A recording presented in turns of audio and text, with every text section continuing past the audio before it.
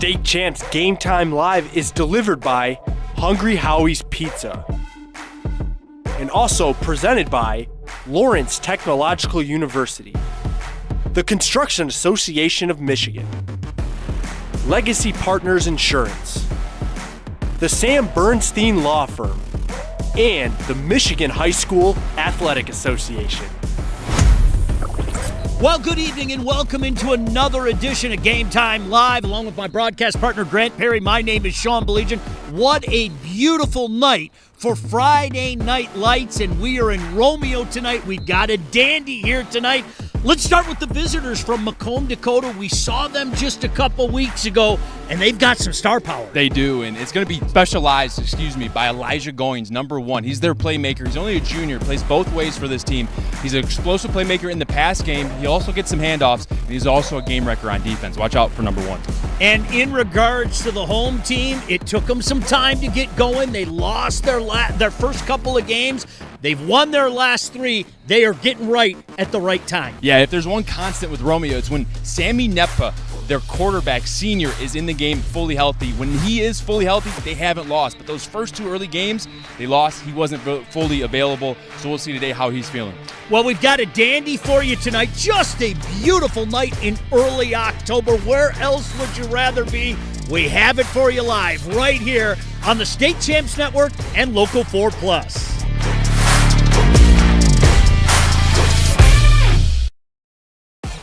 What's more authentic than a Hungry Howie's Detroit-style pizza? Nothing. We're not playing around with the pizza of our birthplace. Thick crust, cheese to the edge, sauce on the top. Where it belongs. We've seen a lot of fakes out there. Not here. This is authentic Detroit-style pizza. Order yours now online for $12.99. We sauce the top and rep for the 313 everywhere.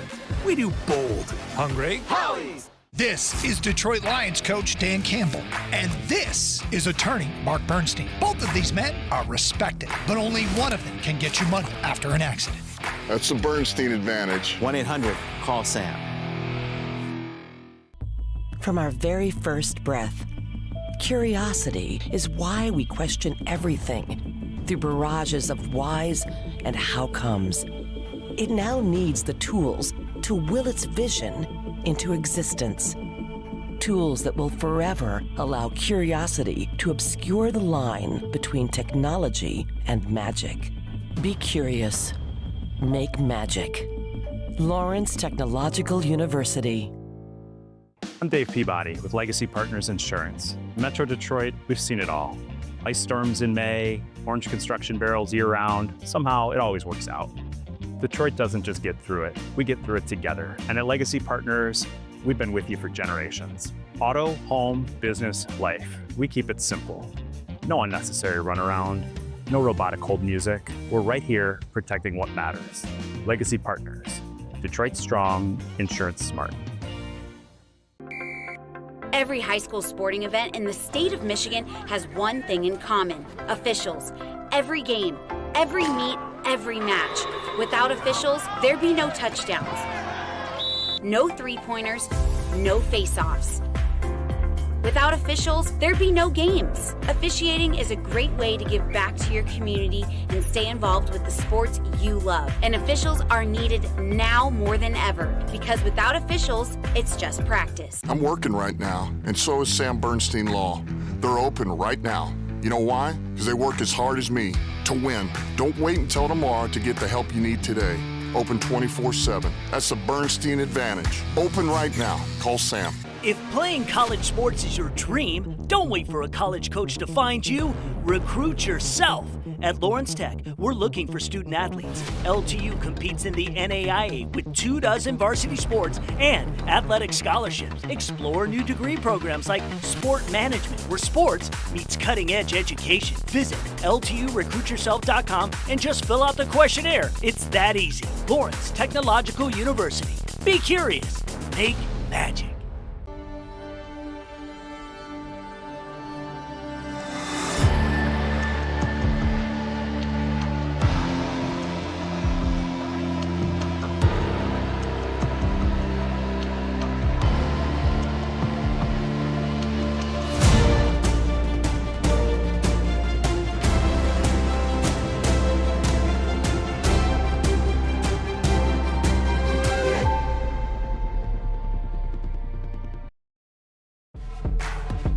State Champs Game Time Live is delivered by Hungry Howie's Pizza.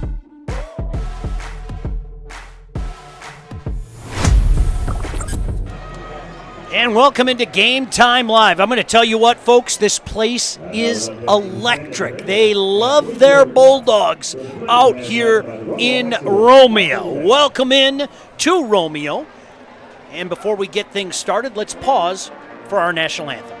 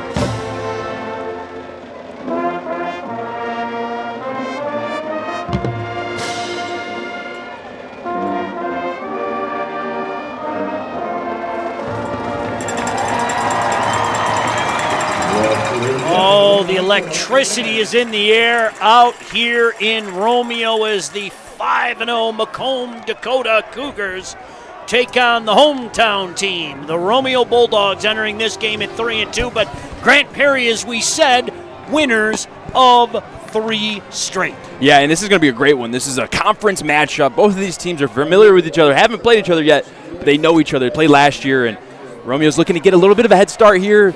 We know what Dakota's coming with. Elijah Goings, Nikos Davis at quarterback. Excited to see them play today. Of course, the third member of our broadcast crew down on the field. What would a broadcast be without Patty Cesarini? Patty? Well, thank you, Sean. I had a chance to catch up with both coaches heading into tonight's game. And for Dakota, they want to keep an eye out for that wing T offense from Romeo that can be a little tricky to defend. But Coach Bauer said, we're pretty used to it because we see them every year. But defensively, Romeo throws a bunch of different looks at you. So we need to be prepared for anything that they throw at us. And for Romeo, they want to do 2 things. The first being sustain their drives because Dakota thrives defensively. Coach Ryan has told me we need to have consistent positive plays with some explosive plays. And then secondly, they want to own the line of scrimmage, especially when outnumbered in the run game. Back up to you guys. Great stuff, Patty. Appreciate it as always. And Grant Perry, when somebody says wing T, what's the first thing that comes to your mind? Run game. They're going to be physical up front. They're going to be in bigger personnel packages, meaning they're going to have bigger running backs or tight ends on the wings, and they're going to try to establish that line of scrimmage, and it's going to be up to Dakota. They can win with those interior linemen. They can cause some havoc in that backfield for the Bulldogs. The home team kicking off, about to get this one underway. Just a beautiful night out here in Romeo. Packed house, so glad you can join us. Kick is going to be taken about the 1-yard line. Coming up the gut, makes it cut at the 15, hit it to 17, and he's going to be pushed back there. I think they're going to give him forward progress to about the 18-yard line, but that's where this Dakota offense takes over. And Grant Perry, an offense we saw just a couple weeks ago. Yes, and led by quarterback senior Nikos Davis, number 2. He's a captain on this team. He's also new to the school here as of this year. And coaches were like, hey, this is a new figure, but he also brings a great sense of leadership. That's why he earned the captain spot. Look for him to facilitate that football to the perimeter. Elijah Goings, Santino Lucci, number 3. And then when they need that run game to really kick in, Nikos Davis is going to run that football today for them. I really liked his moxie a couple weeks ago. He was a tough quarterback. They're going to start out 2 receivers split far side, 1 near side. 1st and 10, just underway Throwing outside, looking for a block, gets it, makes it cut at the 20, up to the 25. Good gainer. You take 6 yards on first down all the time, setting up a 2nd and 4. Absolutely, and right here you see the Dakota starting offense. We talked about Nikos Davis. He's going to be involved in the run game today as well. Look out for that right tackle right there, Andrew Tachowski. He is a baller. They're going to run behind him a lot. He's a captain on this team and 2-year starter for them on that O-line. 2nd and 4 for Dakota. Coming into this one unbeaten. Keep an eye on number 1 at all times. He is electric. Elijah Goins. Shotgun formation for Davis. Going to keep the ball on the ground. Not a lot of room up the middle. That big wall of black pushed him back. No gain, setting up a 3rd and 4. Yep, and then you see right here, we're looking at the Bulldog Romeo defense, and they run a 3-4 where their linebackers, Joel Cimitero, number 18, and number 8, Ryan Rarborn. They're going to have a busy day today. They both get on the line of scrimmage at defensive ends, but they also play off at the backer position. So look for them to be active in the alleys today, trying to make tackles on these skilled players for Dakota. Of course, Romeo Bulldogs, all black uniform, the red trim, the red helmets. Dakota going with the all-white look. Shotgun formation. Davis looking over that defense. Fakes the handoff. Throws near side complete to Goins. First down. Knocked out of bounds at about the 34-yard line. And that's about as simple a route combination as you can get, Sean. Out by number 2, the slot receiver, and a go route by the outside receiver. It clears the cornerback, and then it gives Elijah Goins leverage on that defender. And then Nico Davis, all he has to do is take his drop, look, and he sees that he has leverage, throws it, and gets a first down right there to his number 1 target, number 1, Elijah Goins.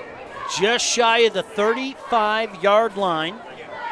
You're going to see this out of Davis a lot. Runs to the far side of the field, brings in the play. We saw that a couple weeks ago when we were out at that beautiful facility out at Macomb, Dakota. Fresh set of downs for Dakota. 2 receivers split far side, 1 near side. Man in motion, far to near. Lining up in the backfield, they're going to keep the ball on the ground. A little space, and then that space closed up quickly. Grant, maybe 3 yards on that carry. Yeah, that was really good by that defensive front of Romeo, the right side. And Brandon Watson, the junior defensive end, number 80, with great pressure right there, able to play in the backfield and force a short gain. And I think we saw this last week, but the last time we saw Dakota play is Jeremiah Aaron, number 4, their running back, a little bit of a smaller guy. He's only a junior, but he didn't really have any explosive runs in that game. A lot of their success came when Nikos Davis took off at the quarterback position. So I'm interested to see when they start calling number 2's number in the run game. 4 receiver set this time. You got trips to the far side, 1 to the near side. Nikos Davis looking over that defense, shotgun formation. Back to pass. Intercepted. Picked off. Jumped the route. Coming down the near sideline. He's still running down close to the 20-yard line. And Sean, we talked about it. Ryan Rarborn, baby. Defensive end / linebacker. We're going to see it right here. This is him on the edge. He's the defensive end, but he also has dropping principles. Go ahead and run it, Kev. He's just going to drop right into that window. And Nikos Davis, predetermined, eyes on Jaden Stills, number 7, and just doesn't even see Rarborn drop into the zone window. Really great play. And we said, hey, those outside linebackers, defensive ends are going to have a busy day with their hand in the dirt, but also off the ball. And you see right there, defense for the Bulldogs come up clutch. Huge turnover. Set up.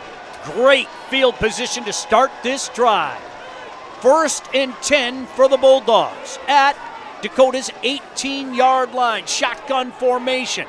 Rolling left. Stopping. Firing. Overshoots his receiver. I'll tell you what. Wide open was Troy Smith about the 5-yard line. Man, and I guarantee you Sammy Nepka's going to want that one back. I mean, it was an over route. They go boot left. They boot away to the to his non-dominant side, his left side, but he throws the ball back across his body with it right to an open target and just couldn't quite hit it. First throw of the day, a little bit of nerves. I expect him to get it under control and complete some passes here. So many times after a big turnover, you see Grant looking for quick change. That would have been some quick change. Oh, yeah. Sammy in the shotgun, back to pass again, out of the flat, complete to Smith, inside the 10, inside the 5, touchdown! Troy Smith, 18-yard reception.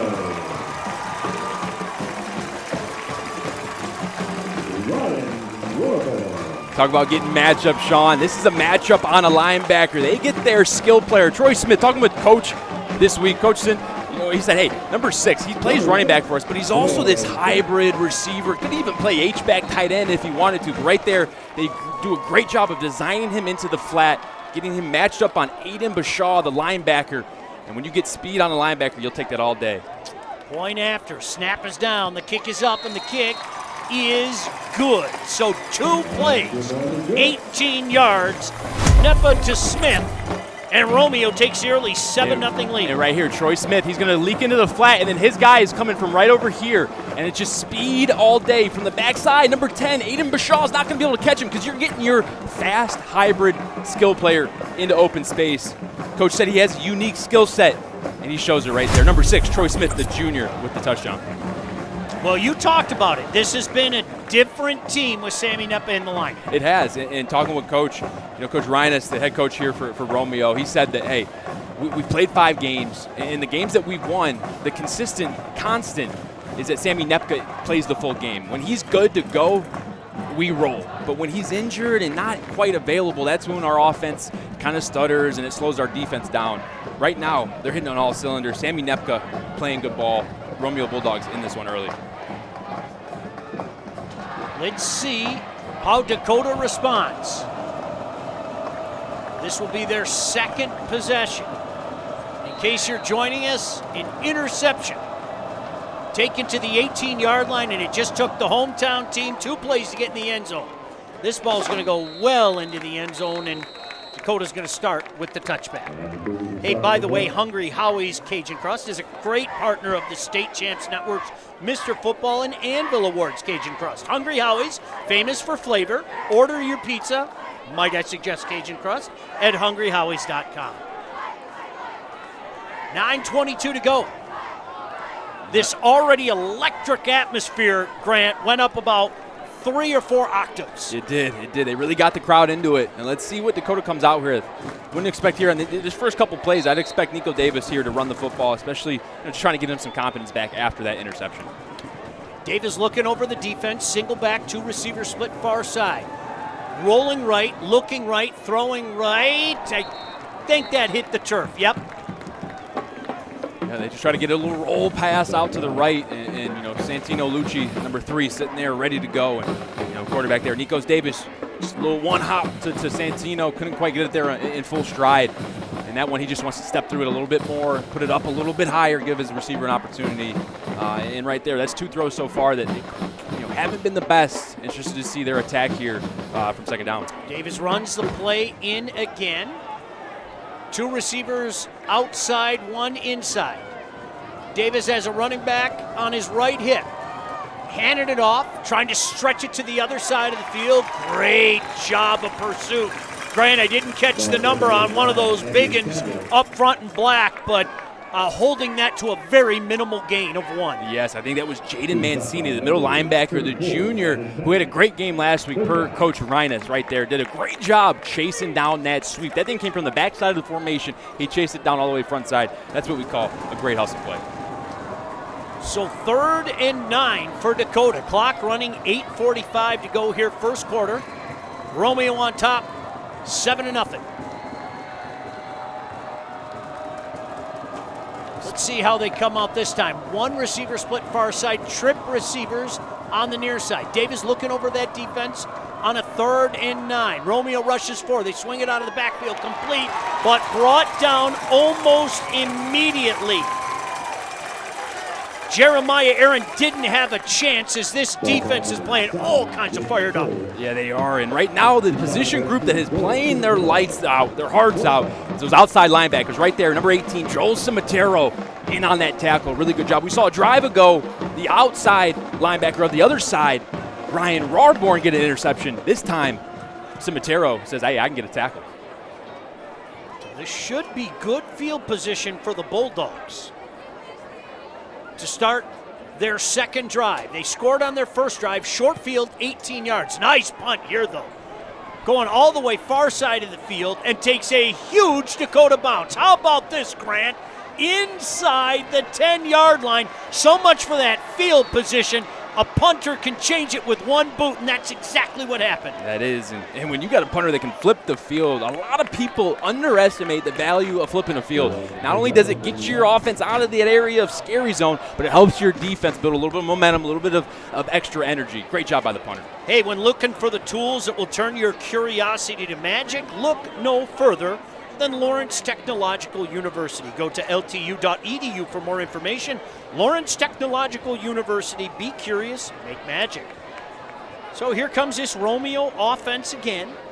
This time, Grant, inside their own 10-yard line. Look at this formation. Here we go. Switching things up. Under center. Man in motion. Keeper all the way. He's going to slide down. Nothing there. Smart play, Grant. Don't try to be a hero. That's going to be a loss of 2 as we take a look at that offense. Yes, and here we take a look at the offense. Number 6, he's the one that caught that pass right out of the backfield. Troy Smith, look for him. They also look for number 22 today, Parker Cahoon. He's their lead back. Touched the ball the most out of that backfield. They want to have a good day. He's going to have some explosive runs. That's the junior, number 22, Parker Cahoon. That's going to be a loss of almost 2. Setting up a second, we'll call it 12. In the shadow of their own end zone. Boy, they are still coming into this field. What a huge crowd this is today. My goodness gracious. Shotgun formation this time. 2nd and 12 from the 8-yard line. Low snap, Sammy gets it, steps up in the pocket, fires complete. About the 15-yard line, brought down there.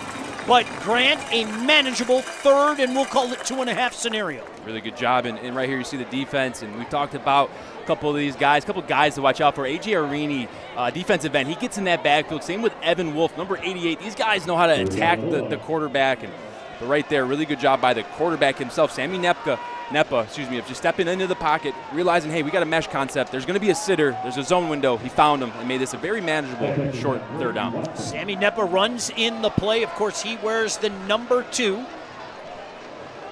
3rd, and we'll call it 2.5. 2 receivers split each side, single back. Nepa looking over that defense, barks out the call, sends a man in motion. They're going to hand it off on the jet, coming near side. Stops, hesitates for a moment. Good second effort, and he picks up the 1st down, Grant. Good patience there to just stay with it. It looked like he was boxed in, but he made that last cut, and it's good enough for a 1st down. That's called not giving up on the play. Even though it doesn't seem like there's any green grass, you just keep running. You keep those feet moving. Really good job by the senior receiver, Brody Meyer, on the handoff. That's what you're going to see in the wing tee. You're going to see receivers getting the ball in the backfield. Really good job. He's a 3-year starter. Number 10 is Brody Meyer, and it just shows right there the ability to keep the play going just when it looks dead. Number 9, Andrew Chadwick, was in almost on that tackle. Couldn't quite bring him down. Fresh set of downs. 2 receivers split near side, 1 far side. Sammy Nepa sends a man in motion, hands it off going the other way. Trying to stretch the field. Flag flies, good cut, 30. Another cut at the 35. Another cut at the 40. 1 man to beat. He brought down about the 46-yard line, but Grant, I think this one's coming back. I do too. You're going to get a holding. Especially, outside design runs. That's when you see those defensive players trying to get outside their framework, or the O-lineman. That's when you see the holdings come into play. Boy, a heck of an effort. He ran a long, long way. But, yep, this one is definitely coming back. Clock stop, 4:51 to go here in the 1st quarter. So glad you could join us. Thank you so much for inviting us into your tablets, your phones, the computer, whatever the case may be. He's Grant Perry. I'm Sean Belegian. Patty Cesarini down on the field, and the best crew in the business upstairs. Appreciate these guys.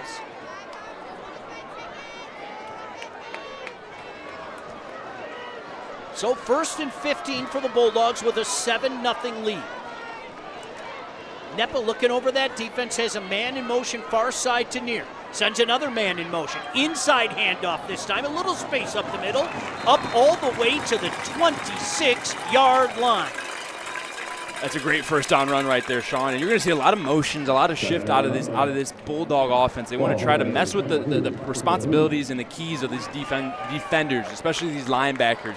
Dakota prides themselves on having really elite linebackers who can really tackle. Number 9, number 10, and number 32 are all solid guys in that middle. But when you add moving parts and moving pieces and receivers going in motion, it really messes with their job. And that's the attack game plan right now so far from the Romeo Bulldogs. Joey Nepa split far side. Sammy Nepa, the quarterback. Back to pass on second down. He's got time. He's going to step up. He's going to take off and run. Slides up, I would say, about the line of scrimmage, Grant. It's, of course, marked where the slide starts, so I think he's lucky just to get back to the line of scrimmage. Yeah, and you can just see, he's being a smart quarterback right now. He understands that his team needs him to play 4 quarters.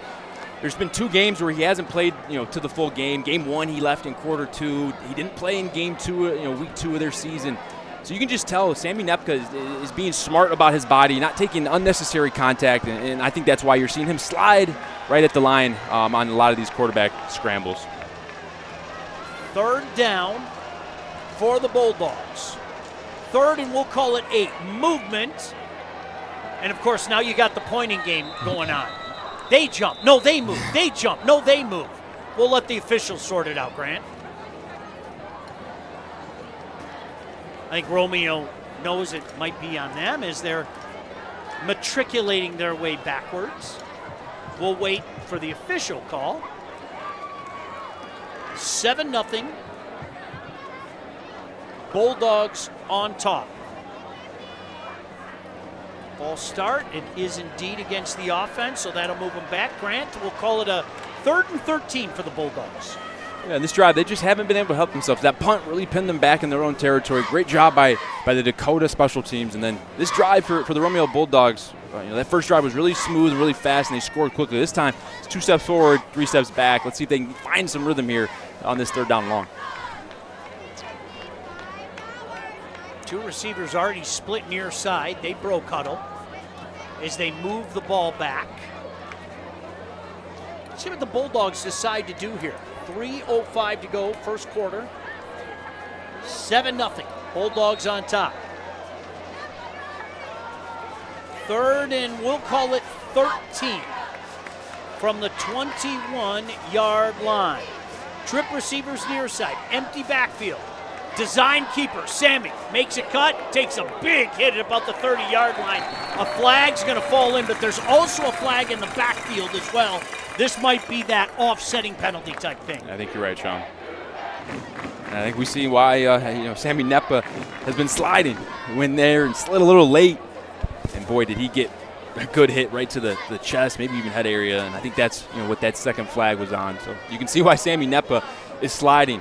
He understands that this is a conference game, and these conference games, they bring great energy on the defensive side of the football. Now, correct me if I'm wrong. I think you told me this last year. You told me you got your bell rung at Northwestern one Indiana. Time? It was Indiana. Yes. You're right. Yep. You're right. I ran a shallow route, zone coverage. I should have sat down, but I kept running, and boy, did I get smacked. And you're going to see right here, quarterback goes to slide, and as soon as he gives his body up right here, the first hit, not great. Okay, but Elijah Goins, when he comes in late, that's where you're going to get that flag all day. Number 10, Aiden Bashaw, he was clean to the hit, but it's when Elijah Goins leads with that upper body, that's when those refs are going to call that all day. Yeah, 1 against Romeo, 1 against Dakota. Hey, by the way, there's always help wanted when it comes to high school game officials. Every year, over 1,000 new officials are needed. Officiating is a great way to stay in shape, stay close to the game, and so much more. Log on to mhsaa.com for more info. I think we're going to have a discussion here. They move the ball up to the 31.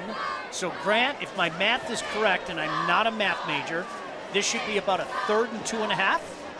I would second you on that one. Math is hard. It is.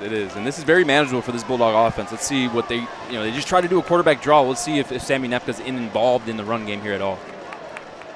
Nepa looking over that defense. Waiting for his offensive line to set. 3rd and short for the Bulldogs. Under center this time. The give to the deep back. Plows his way over the left side of the line up to the 35 and good enough for a Bulldog first down. Really good job there. They're just going to go ISO and lead up in the hole right there. Number 8, Ryan Rawborn, who just had a great play on defense 2 drives ago. Gets a great block right down the middle of that defense and moves those chains. Boy, Rawborn making plays on both sides of the field. In case you're just joining us, an interception on the first series of the game. Return down to the 18-yard line, set the Bulldogs up. 2 plays later, they scored on a touchdown. Nepa to Smith. Fresh set of downs now, 1st and 10 at the 34-yard line. Running near side now, makes a cut. Back to the defense. Minimal gain, Grant, maybe up to the 35-yard line, setting up a 2nd and 9. That was a really good job by that the Cougar defense of reacting. You see 2 O-linemen pulling. You know it's going to be some type of run to that side. They trigger. And they beat the lineman to the point of attack. That's why they were able to make that tackle for such a minimal gain, maybe 1 or 2 yards there. Swift moving. First quarter, to be sure.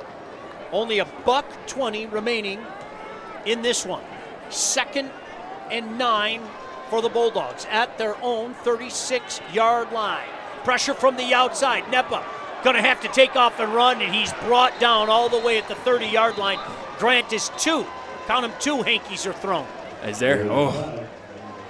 That's probably a good thing that Sammy Nepka didn't throw a touchdown pass there because it would have been called back. But, boy, did he have Troy Smith running wide open down the middle of this field. And we're going to check it out right here. They're going to switch release. So Troy is going to be here. He's going to take the middle. This guy's going to take the safety outside and let it run there, Kev. And we're going to see Troy, number 6, just run down the middle. We can't see it from there, but trust me, take my word for it. That ball was anywhere in 5 yards of Troy. He would have walked in the end zone. That was a really good play call and design.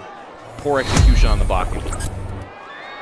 Last minute here in this first quarter, a 7-0 game. I think we're going to get an official's timeout with exactly a minute remaining. Indeed we are. What an atmosphere out here, Grant. I'm serious. Every week we are privileged to go to different stadiums, and it's so much fun to see, how each community responds. This is something. This crowd is unbelievable out here, Grant. Yeah, it is. This is, you ask yourself, do they take their football seriously out here? And you just got to take one look around. That answer is an astounding yes. People are packed in here like sardines in a can, man. There's not a free seat available in this stadium. This is impressive. You can tell the whole community is out here enjoying the Friday Night Lights.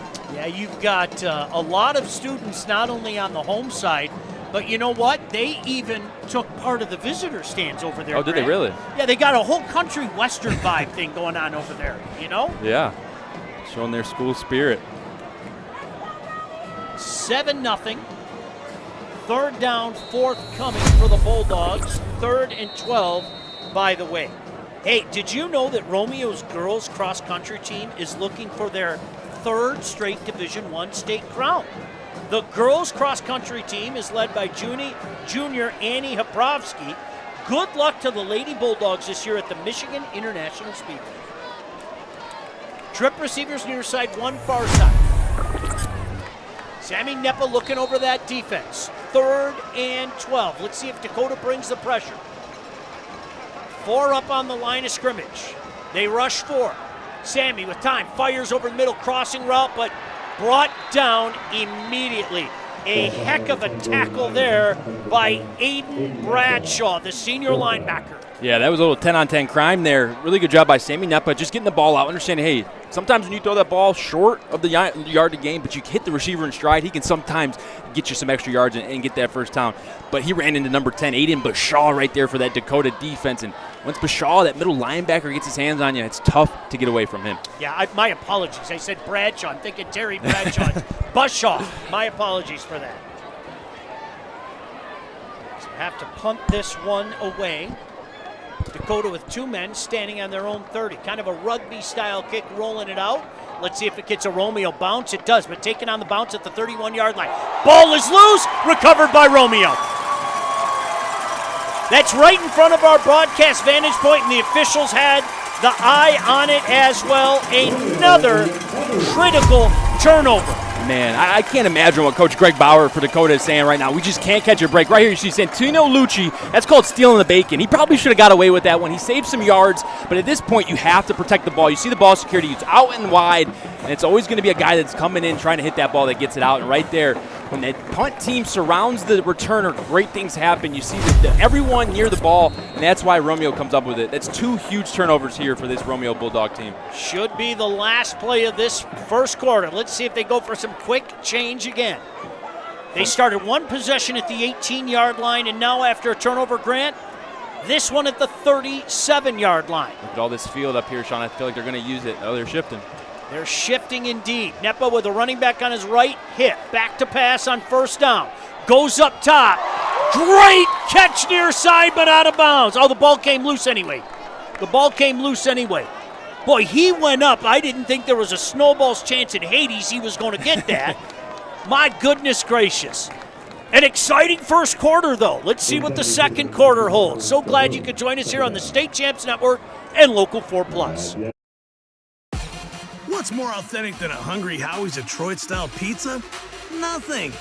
We're not playing around with the pizza of our birthplace. Thick crust, cheese to the edge, sauce on the top. Where it belongs. We've seen a lot of fakes out there. Not here. This is authentic Detroit-style pizza. Order yours now online for $12.99. We sauce the top and rep for the 313 everywhere. We do bold. Hungry? Howie's! Hi, I'm Dave Peabody with Legacy Partners Insurance. We've insured just about everything in Metro Detroit. Yeah, we've seen some things. Whether you have hundreds of employees or just your cousin in the back doing everything, we'll build a policy that fits. Property, liability, benefits, we'll even cover you in case your cousin opens that email that he really shouldn't have.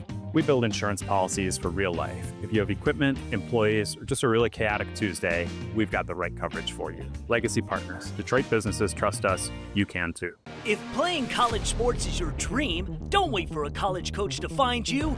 Recruit yourself.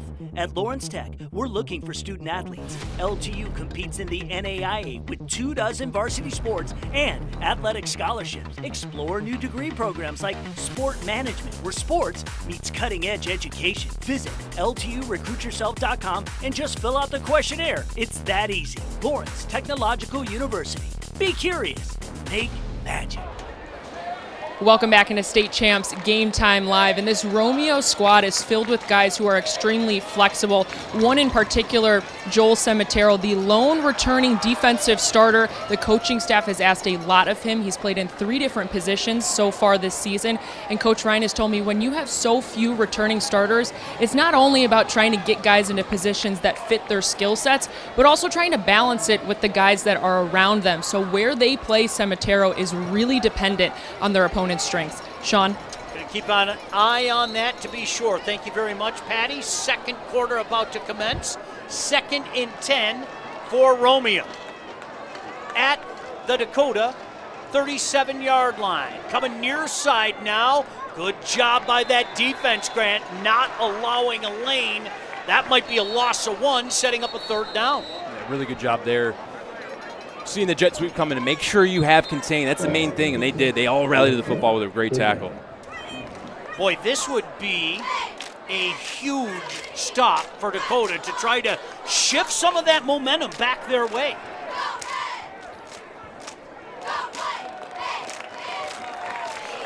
Hey, for as much as Romeo has taken care of business so far this game, it's still only a 1-score game. It is. The defense has come through for them that last drive. First drive, they got put in a really bad field position in their own area. This second drive, they were able to get off the field. Now on the 3rd drive, somewhat more similar to the first drive, they're in their own area. They're really going to have to fight here for every yard if they want to keep points off the board. Grant, I didn't see the flag on the play, and I apologize for that. If I missed something, partner, yell at me.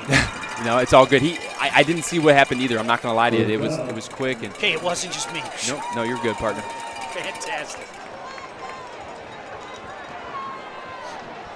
But it is now a 1st down at the 23-yard line. Clock fired up again. Nepa hands it off. Grabbed from behind, and I think he may have grabbed a little face mask there. And I don't like the way he went down at all, Grant. No, Yeah, you You don't. hate to see that. Yeah, hopefully he's okay. Oh, I hope he's okay. I didn't see what number it was either, but man, tough tackle right there. It's so hard, especially at the speed in which you play this game, Grant. When you see a target running by you, you instinctively just grab out. Yeah. And, nothing malicious there, no doubt. But the way his body twisted, I didn't like to see that at all. Hey, football fans, the action doesn't stop after Friday Night Lights. Keep it rolling with the State Champs High School Sports Show, covering all sports every Saturday morning at 10:30 on WDIV Local 4. Thanks to our friends at Local 4 Plus for being a part of what we do. As we mentioned, Dakota 5-0. And let's take a look at their schedule right now, as a matter of fact, Grant. You'll see the 5. Some good wins mixed in there. Sorry about that first game. No, it's okay. We got to see him play Stevenson. That was a great game. And they came out on top of that one. Right now, leading the conference, undefeated. Down here in Romeo, trying to right their wrongs and keep Romeo out of the end zone on this drive. Like to see Troy Smith up under his own power. Kind of plugging that nose. Again, I'm not going to play the role of doctor, okay? I'm just glad the young man's up and walking. But indeed, it is another first down. And the Bulldogs are going to set up shop this time at the 12-yard line. Roarborn brings the play in to Nepa. 1st and 10 at the 12-yard line. Nepa under center, sends Roarborn in motion. Pitch going far side. Roarborn gets a block. Big tackle out there about the 6-yard line as another flag comes in, Grant. I think they're going to get number 8, possibly on a hold. That's Roarborn. He got on the perimeter. I thought they were going to have great numbers, but man, did the safety Elijah Goins come out of nowhere like a missile with a great tackle. Is that kid good? Yeah, he is, man. Both sides of the football. There's a reason he's got offers from pretty much everywhere he would like to go, man. It's pretty impressive. You guys mind if I turn on the light in here, fellas? Not at all. Thank you very much for that. It gets dark earlier. I don't know. Are people aware of that? It gets pretty dark earlier, right? It does, yeah. Oh, yeah. So they're going to move this back.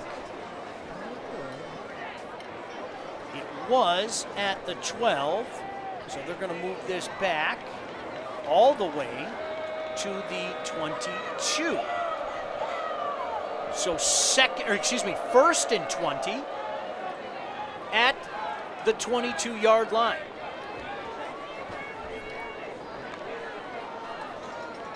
Haven't changed the down marker yet, but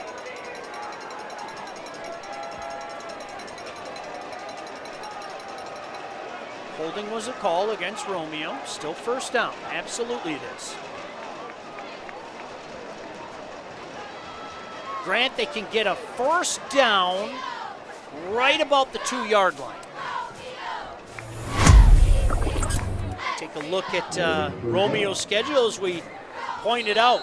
You want to talk about bouncing back. A couple of losses, 3 straight wins, and good ones at that.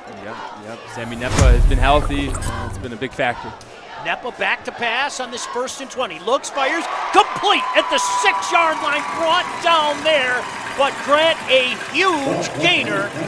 Give him 16 yards. And this team's in business. Really great route there by Brody Meyer, the 3-year starter. Talking about Coach Reines, he said that he's our explosive playmaker, not only in the offense and in the passing game, but also as a returner. He provides that spark we need when we need big plays. And right there, you can see Sammy Nepka felt very comfortable in that pocket, took his drop, and put a dart right on number 10, Brody Meyer, for a great completion. 2nd and 4, just outside the 5-yard line. Nepa looks to the near sideline. 2 receivers split out wide. Handoff coming from the wide side. Cut inside the 5 and down to about the 4-yard line, setting up an interesting 3rd and 2 for the Bulldogs. Very interesting right here. They're really getting really close to that yard mark, that first down yard to gain. And right there, they run jet sweep and they get the receiver out in the perimeter, but they get a great block on the edge. They pancake Elijah Goins, which allows that running back to get a few yards. And these are tough yards down here. Tough to come by. Got to imagine that this is probably 2-down territory, depending on how Coach Reines of Romeo feels. Again, they can get a first down. They need about 2 yards for a first down. They need 4 yards for a touchdown. Nepa under center, sends a man in motion. Nepa rolls right, looks right, throws against his body, incomplete. He had a man open in the back of the end zone and just threw it low and a little bit behind him, Grant. Yeah. Now decision time on 4th down. Yeah, just interesting to see what they do here. Looks like some guys are coming on, some bigger bodies coming out on that field. I see 17, I believe that's their kicker, Joseph Salat. And, I believe they're going to go ahead and take the points here because, I mean, why not? Field goal puts you at a two-score lead here.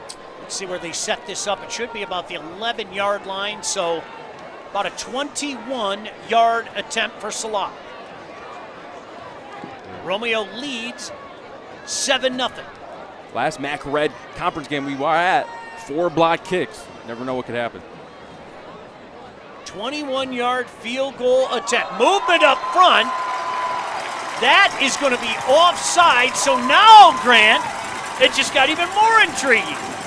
Coach Perry, what are you doing here on a 4th and 1? I mean, I think they walked him out there. I think they literally went field goal hard count. They got Rashad Wilson, the cornerback, who had a great game. The game we saw at Dakota, he just jumps and out comes number 2, Sammy Nepka. I think they did exactly what they wanted to. They gained a yard, and they're going to go for 12 inches here, Sean. Let's see. All right, it's half the distance. Is that good enough for a first down? I believe it is, Grant. Yeah. That's good enough for a first down. Yeah. What a play. I mean, that's a special teams play that you don't really see very often. A good hard count by your field goal team, knowing that you have an eager field goal block team ready to go, and they get Rashad Wilson, number 11, to jump. It is 4th down. It is 4th down and mere inches. Literally mere inches. They need to get just inside the 2-yard line. Tayshawn Proctor. Under center. Handoff into the end zone. Touchdown. Bulldogs.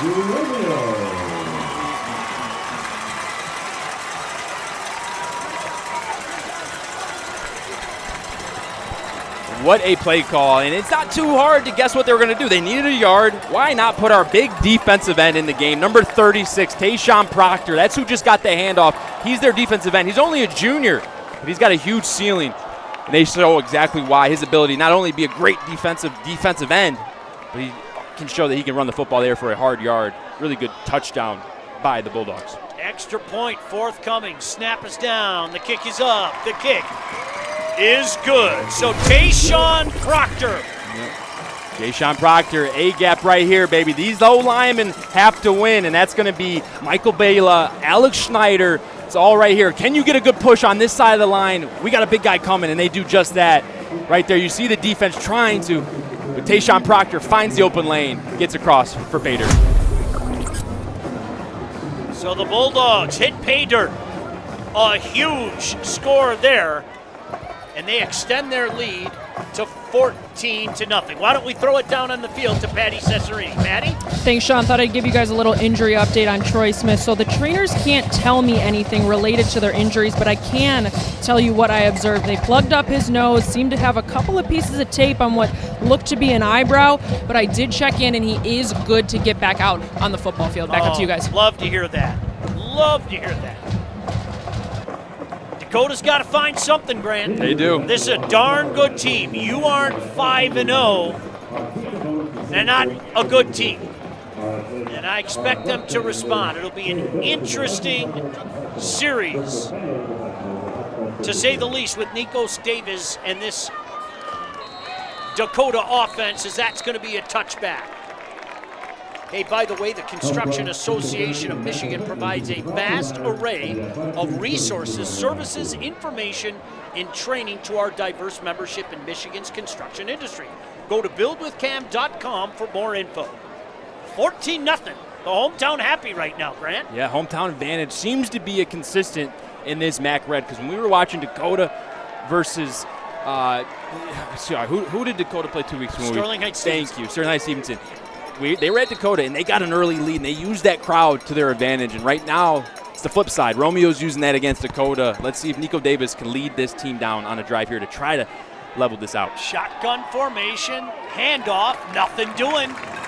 Well, I'll tell you what, Grant, again, you are talking about the trenches for the Bulldogs doing some work here tonight. Yeah, and they feel really good about the trenches. We talked about Tayshawn Proctor, who just had that touchdown run. He had 4.5 sacks last week. I mean, that says enough. They feel really good about their nose tackle, number 75, Anthony D'Angelo, who was fighting from injury earlier in the season, but they can tell that he is feeling almost at 100%. He's feeling good, playing really well. And number 80, the junior defensive end, Braden Watson, rounds out that interior D-line. They have been causing havoc for this Cougar run game right now. No gain, setting up a 2nd and 10. Clock running, 8:40 to go here in the second quarter.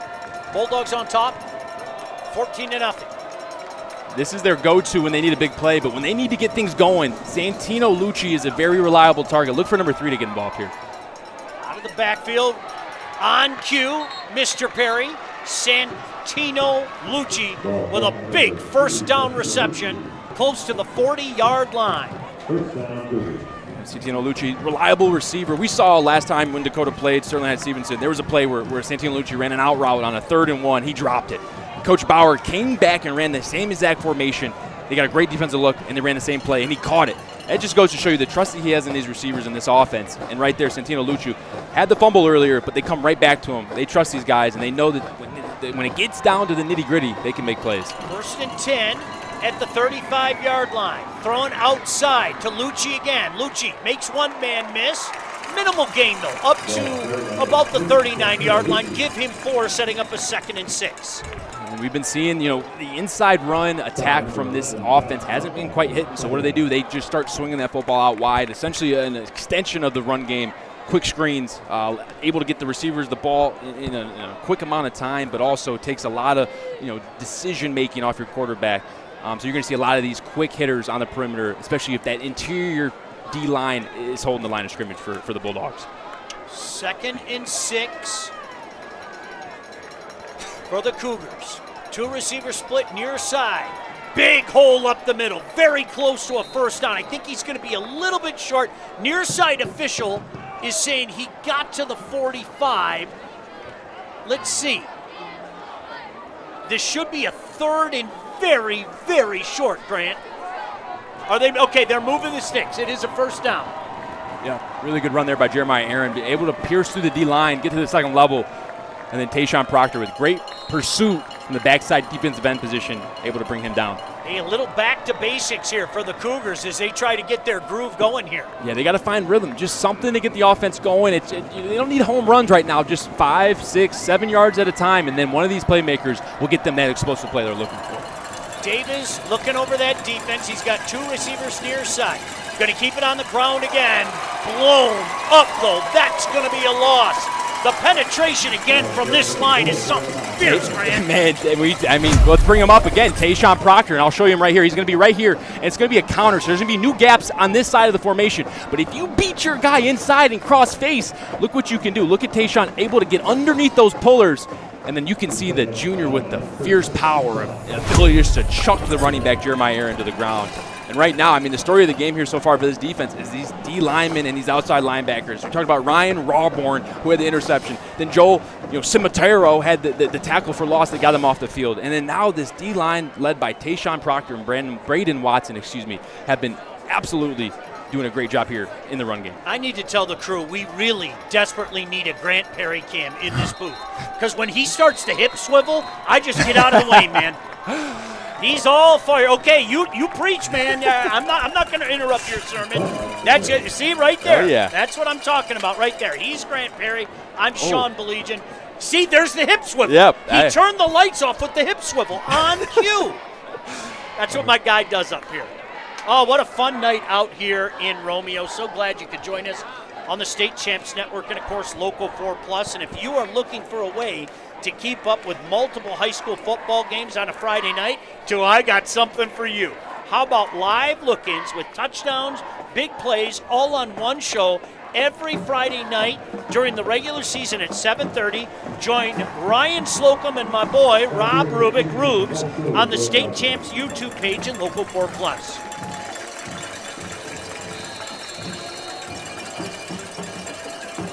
Boy, they don't stop making noise out here. This is great. This is really, really fun being out here in Romeo. Big shout out to these Bulldog fans. Dakota was great a couple of weeks ago, too. Make no mistake about that. 2nd and 11 for the Cougars. Davis in the shotgun. Back to pass. Throws near side, just out of the reach of the intended receiver. Hey, I'll tell you what, Lucci was open. Just missed him by a couple feet, Grant. Yeah, and that's a hard throw, man. When you're on the opposite hash, throwing outside the numbers, 15 yards down the field, that's a comeback route. Man, that's not an easy throw. And we've seen Nikos Davis make that throw. He made a few of those versus Sterling Stevenson, but thus far it's been a little bit of a rocky start for this offense. If he were to complete that would have got this ball rolling. They would have been in the, Bulldog territory, but hard throw. And Santino Lucci, he's finding himself open. Let's see if he can find himself open, catch the ball, and then get some yards after catch. Senior running back Braden Henson checks in this 3rd and long situation. You got 2 receivers near side, 1 far side. Davis shotgun formation. Back to pass. Looks, fires over the middle. Incomplete. Well, I'll tell you what, Mason Dragic made a heck of an effort, Grant. A diving attempt, but unfortunately just couldn't pull it in. Yeah, that was a seam ball right there. And Mason Dragic, you're just running up the seam, and that ball's got to be on him quick because that safety is going to be playing down into him. I think it was a really good ball, and that's a catch as a receiver. You don't make every catch, but there's some catches where coaches say, hey, we're not going to make every catch, but make the quarterback look good here. And that's one of those where, hey, if you come down with it, we're all happy and the chains are moving. That time, similar to how these drives have gone, just can't quite find that continuity. Austin Aronowski stands on his own 31-yard line. Low snap, good job picking it up. Oh, off the side of the foot. This is going to take a sideways bounce, go out of bounds at the 49-yard line, and the Bulldogs, who got a lot of momentum, again, good field position to start this drive. Yeah, really good field position. And Dakota, they're not playing complimentary football. Offensive, they stall out. The punt team, they had a great flip of the field there earlier, but they just haven't quite played complimentary football. Well, one does well and the other does well. Let's see if they can get it going here on defense. Hey, if you want to be the next Grant Perry, you can power up your passion to a professional level by enrolling in one of Specs at LTU's one-year media arts certificate programs. Broadcasting, digital media, and graphic design. Start today by logging on to ltu.edu/specs. First down for Romeo. Pressure coming from the backside. Throws wide open. Caught at the 35, 30, 25, and knocked out of bounds above the 23-yard line. Grant, they are rolling right now. They are, and this offense is kind of like an anaconda, man. When they got you in their grasp, they're just going to tighten you up. They're going to just make you work for it. And right now, it just can't go right for this Cougar defense. They're throwing a lot of motions and a lot of shifts. And they slip out Troy Smith. Thankfully, he's back. Look at the playmaking ability he just had. He slips out on a corner route where it looks like it's a run action. And boy, is this offense clicking and humming.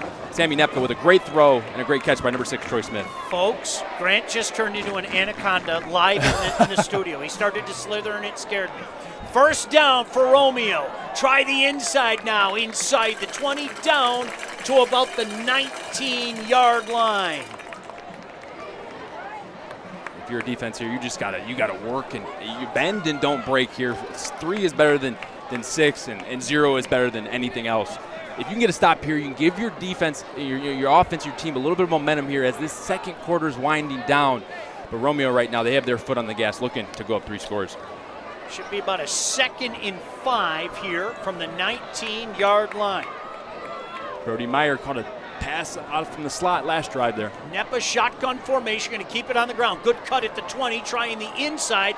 Good surge by that line, but going to be short at about the 16-yard line, setting up a big 3rd and 2 for the Bulldogs with about 5 to go here in this second quarter. And good job by that right side of the defensive line, not getting pushed back, controlling the line of scrimmage, maintaining good engagement with your O-lineman, and when you see ball, you shuck the guy off. Really good job there by A.J. Arini, number 99. The sophomore, yeah, you heard it right, this sophomore getting solid reps on this defense. Plays defensive end, number 99, A.J. Arini. You can see Sammy Nepa coming to the near sideline, having a conversation. I think they're going to call a timeout. They are indeed. So 4:36 to go here in this first half. Grant, it's been all Romeo. It really has. Both sides of the field, it's been all Romeo. It has. And Dakota, they haven't helped themselves. There have been 2 turnovers, costly. And then when they haven't turned the ball over, it's been punts. And they just can't find momentum. And it's all, you got to credit, I mean, this Bulldog defensive line, Tayshawn Proctor and Braden Watson and Anthony D'Angelo in the middle, those guys have really made it hard for this Dakota offense to really navigate and find rhythm. Hey, you want to see some cool football weather? Watch this. Back in 2015, Romeo's Brad Tanner will make an incredible one-handed catch in the end zone in the 2015 postseason. The Bulldogs, of course, making that incredible run in 2015 to win the state championship. Grant, did you like playing in the snow? I didn't mind it. I preferred snow over rain. I had one game, I think it was my sophomore, junior year at the Big House. Indiana was later in the season they came to play, and it was, I mean, snow everywhere. It was pretty fun. Big third down here. Nepa looking over that defense. 4 receiver set, single back. They shift now, the back on his left hip, trips far side. Nepa barks up the 6, back to pass on this 3rd and 2. Setting up a screen. Oh, he dropped it. Man. It was there, Grant. Yes. It was there, and it may have gone for a while. But they had exactly what they wanted. They send Troy, or that was number 10, they send Brody Meyer in motion. They get the whole defense looking to that far side where 3 of those receivers are, and then they slip Cahoon Parker, number 22, the running back, right through that defensive line and hit him right in the hands. Almost had a great catch, which would have turned into a huge screen run, and just couldn't quite connect there. Well, they are going to try for 3 here. This is going to be, let's see where they set this down, Grant, about a 32-yarder. Joseph Salah, the kicker, awaits a snap. The snap is down, the kick is up, and the kick is good. The Bulldogs extend their lead, and that was a big kick. That may have been good from about 42 yards. Romeo up by 3 scores now, 17-0.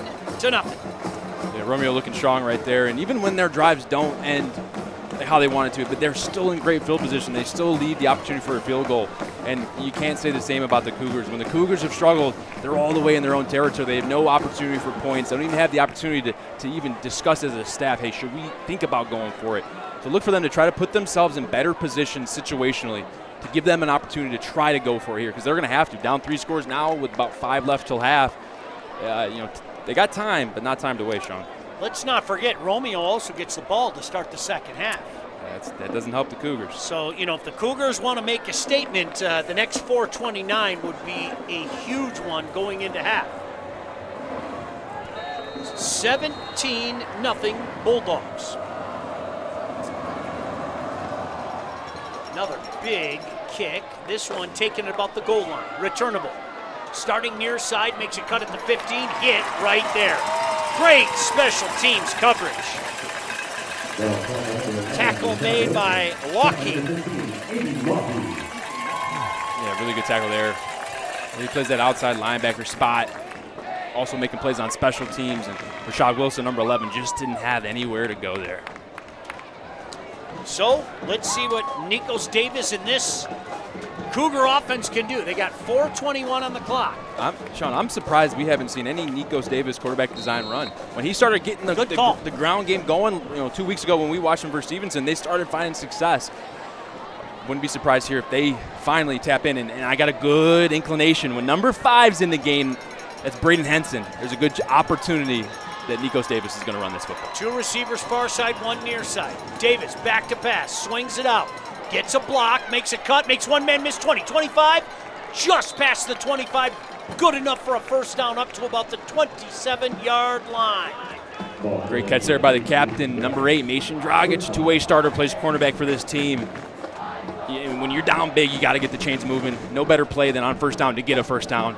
Right now, Cougars are in a little bit of momentum here. 2 receivers lining near side, 1 far side. Davis directing the offense. Looking over that defense. Fresh set of downs. Pressure comes from Romeo. Going up top, looking for Goins. Great coverage out there.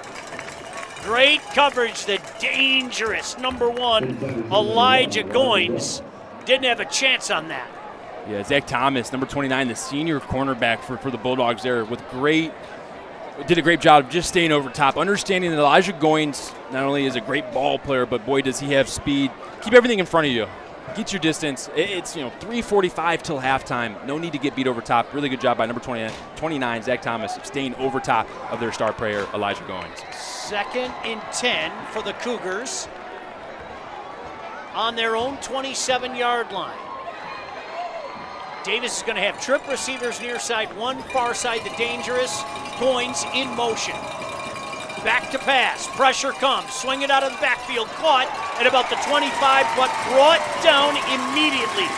Aaron didn't have a chance there because stepping up and making a play is Nicholas Miller. Nicholas Miller, the captain on this Bulldog defense.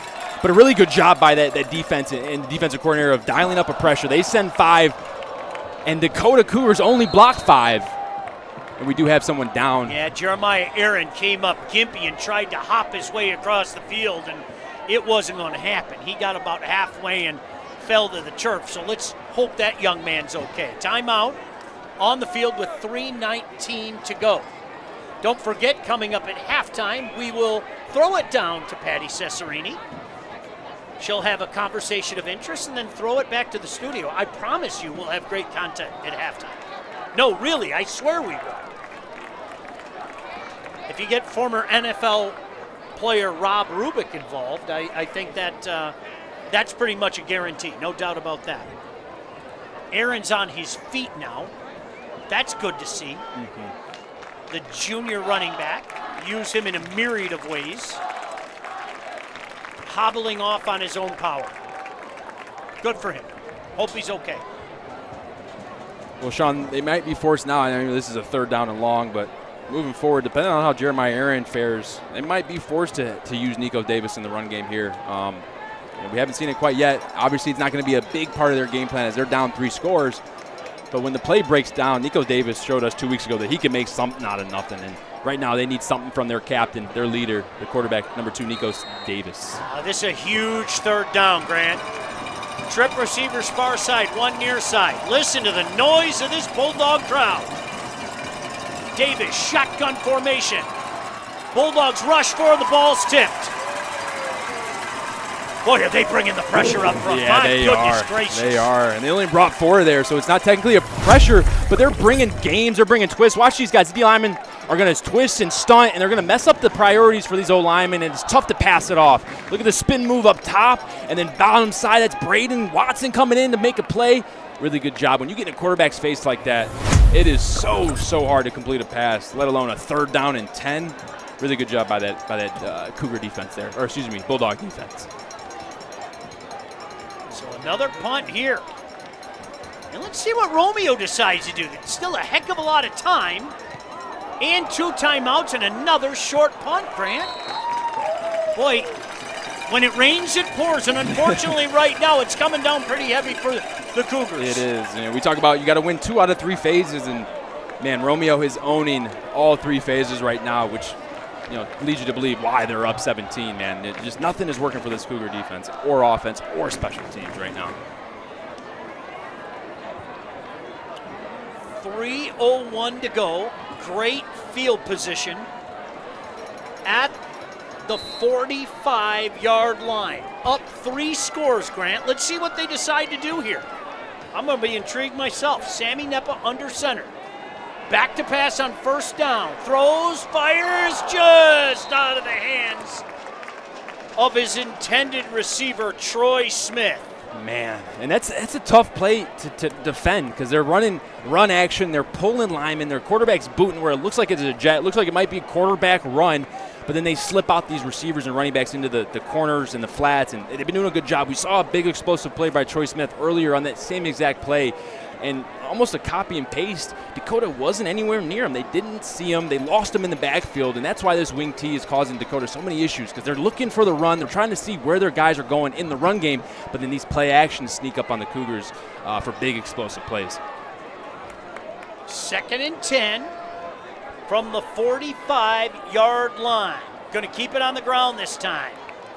That's Smith again, up past the 45, about to the 43-yard line. I apologize. Was that Kako? That's Royborn there. Okay. Ryan Royborn. Royborn, my apologies. Yeah. And number 32, Braden Schulte with a good tackle. They had great numbers on that run. If Braden Schulte isn't chasing it down from the backside, getting his hands on those legs, I think he picks up 5, 6, maybe even 7 more yards there. So great hustle play from the backside linebacker, number 32, Braden Schulte. 3rd and 8 from the 43-yard line. Nepa under center. Man in motion.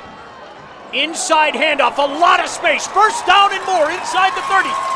Makes a man miss at the 20. Inside the 15. Still going down to the 12-yard line. Man, oh man, Sean. The offense, it's a bunch of marriages. Everything's going to look like something. They're going to make it all look like it's coming this way, and he's going to Statue of Liberty it back to the running back right here. Watch him. Great job. Look at this. Oh, my God. Look at that handoff. You got to practice that at least 5 times every day leading up to the game day, because that is a hard handoff, and the coaches have to trust you because that's not easy. And these are high schoolers. They could mess that up, but they don't. They hit for a huge play. And, boy, if Braden Schulte again doesn't make that tackle, that's 6 right there, Sean. Boy, they are just mixing things up nicely, Grant. Thoroughly impressed with this Romeo Bulldog team. Make no mistake about that. Up 17-0 and looking to add more with a 1st and 10 at the Cougar 13-yard line. Yeah, this Romeo offense, these coaches are doing a great job of manipulating the responsibilities of this Cougar defense. When you see your linebackers and you say, hey, they got to read their keys, right? Well, they're reading those linemen. And if those linemen go to pull to one side or another, they're taught to trace and follow. And then you're supposed to meet him right at the line of scrimmage, because then usually it's going to be some type of run to that side. But what they're doing is they're sending these linemen one way, linebackers are following that way, and then everything's coming opposite. So they're marrying these plays to look so similar, and it's causing these Cougar linebackers, this Cougar defensive ends, to go for the play that they think's happening, but really it's coming back door. And it just, long story short, this Bulldog offense is calling a great game here in this first half. 2 minutes to go. Romeo already up 17-0, looking to add to it just before halftime.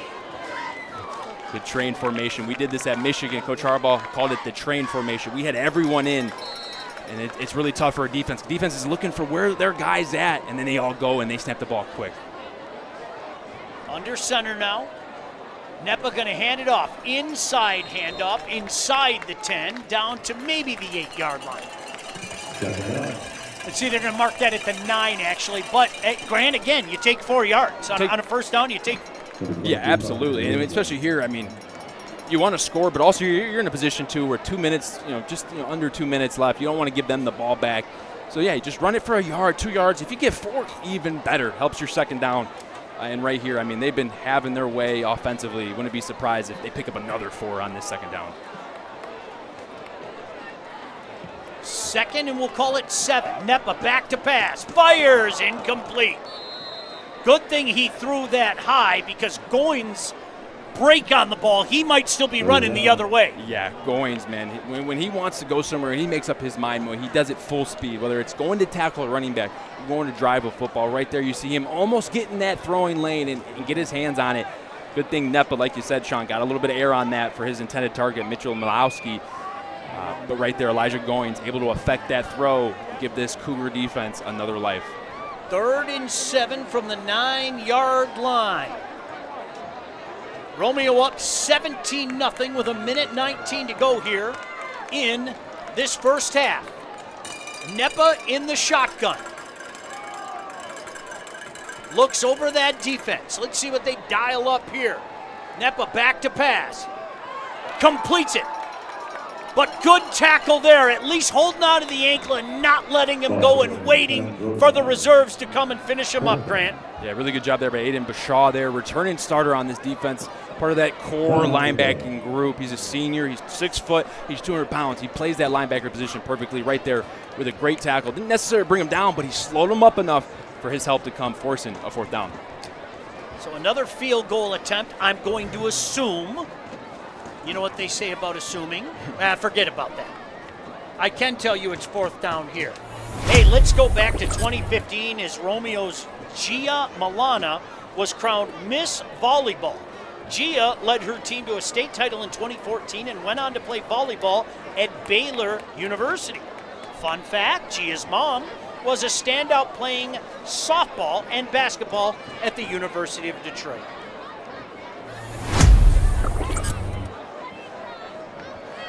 Grant, you take the three here, right? Yeah, I would. You've been close to the goal line, and they've still kicked it. I mean, you're up 3 scores. Another field goal, keep it 3 scores, but it gives you just a little bit more room to work with. Say these Cougars do make a run here in the second half. So this will be, let's see where they mark this off, from about, we'll call it a 26-yard field goal attempt. Salah already has one to go along with a couple extra points. 26-yard attempt. The senior kicker waits for the snap. The snap is down, the kick is up, and the kick is good. I had to wait. They delayed for me, Grant. So I waited for the officials to throw their hands up, and it is good. So Romeo extends their lead to 20-0. Hey, I'll tell you, moral victory for the Cougars, huh? Yeah, moral victory. They did a great job there of keeping them out of the end zone. There was a few plays there where one missed tackle, and one of those Bulldogs would have been able to score there. So really good job by Elijah Goings, Aiden Bashaw, keeping their defense in this game, offense in the game, only allowing 3. Looking forward to the second half, see if they can turn it around. 1:04 to go before the half. I guess I'm going to ask you to be Coach Perry again. Do you take a couple cracks with 1:04 left, or do you lick your wounds and say, boys, let's just go in and talk about this? I think if you're an OC here, you go through your plays and you find you have a stack of plays that you feel good about, that are good plays that could provide explosive, bigger plays for you, but also are on the safe side. I think you try 1, 2. If those don't work, then you try to not give them the football back. You run the ball, you drain this clock, you go into half. But if you get a first down and then your second play is another first down, then you got to step on that gas because, come the fourth quarter, they're going to wish they had used this 1 minute if it comes down to a one-score game. Another deep, booming kick. This one carries into the end zone. Rashad Wilson catches it, but of course it comes out after the touchback. So we'll find out how Dakota deals with this. 20-0. Yeah, talking with Coach Reines too, he said that our best player might be our kicker, Joseph Seeley. He's just a guy that comes in, is so reliable, kicks the heck out of the ball. Just touchback after touchback, and you see it on those kickoffs. You see that he's 2 for 2 on field goals. Just a guy that knows how to do his job and does it at a high level. That's Joseph Seeley.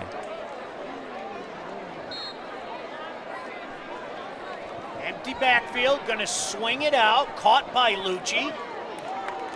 Took a big hit right about the 25-yard line. He's a tough kid. He pops right back up. That's a gain of 5. No urgency. They do have 1 timeout left, Grant. They're not going to use it. Trip receivers far side, back to pass again. This one caught by Goins. Up close to the 30-yard line. Should be good enough for a first down, and indeed it is. Yep. So the clock stops momentarily with 38 seconds to go. They're not taking deep shots. They're not forcing the ball. They're just giving Nikos Davis, the quarterback, just a couple options, a couple outlets, trying to see if one of these skill players can break a big play. Davis back to pass. Looks, fires, in and out of the hands of the intended receiver, far side of the field. I believe that's Sills over there, the junior wide receiver, Jaden Sills. Yeah, he's usually a reliable target. Had a few good catches 2 weeks ago at our game watching versus Stevenson right there. Just got to catch the ball before you run. You see a lot of these high schoolers so eager to run after the catch, but hey, you got to have the ball before you can run. Sills, he's good for that. He'll come back after that one. 2 receivers split each side, 2nd and 10. Davis back to pass, forced to step up in the pocket. Looking, firing across his body, incomplete. Oh, they're going to say Sills caught it. We got one ref down here on the Romeo that's side. Incomplete. Yeah, definitely. No doubt about it. We'll take a look at the replay here, Grant. Let's see here. Good pocket movement, stepping up and then out. A bit of a risky throw, but he's trying to make something happen here. And let's see if this ball, that's close. That close. It's close. Very, very close. They're still having a conversation about it. Yeah, I know if I was a receiver, I'd be saying that's a catch. They're gonna walk it back, say no catch there. I think that's the right call. You're a wide receiver. I don't blame you for saying he caught it, right? No. That's what you guys do. Yeah, absolutely. That's me. I'm telling them I caught it all day. I'm running that ball to the ref saying, hey, let's go, next play, let's go. So 3rd and 10 from their own 30-yard line. Trip receivers near side, one far side. Davis, shotgun formation, back to pass. Forced to step up in the pocket, but down he goes. Sacked back at the 27-yard line. Is that Laveley? Yeah, I believe so. Number 25, Ryan Laveley, getting in on that tackle. Really good job. Just when it looks like that pocket's going to empty out and he's going to have a lane, number 25, Ryan Laveley, steps in and makes that tackle. Well, I'm going to tell you what, Grant. Both sides of the ball. Romeo is just fine tonight. They are. Both sides of the ball.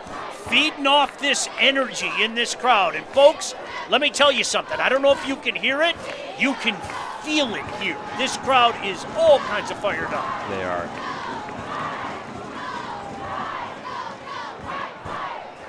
"12 seconds remaining." Remember how we were talking about how it was moving so quickly? That second quarter came and slowed it up a little bit. Having a blast out here anyway. Mm-hmm. Aronofsky's had a couple go off the side of his foot. See if Romeo decides to put some pressure on this. Now, they are sending a man back deep with 15 seconds remaining.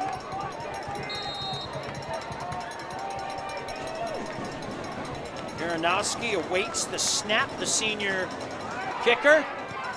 Straight up in the air again. Another short kick. This is going to take a sideways bounce, and Romeo is going to be set up at the 43-yard line with 8 seconds remaining, Grant Perry. Yellow hanky out there as well. But man, yeah, the punt game, just they can't get it going. When they need to flip the field, they almost reverse flip it and kick it in their own area. It's not working very well here for the Cougars.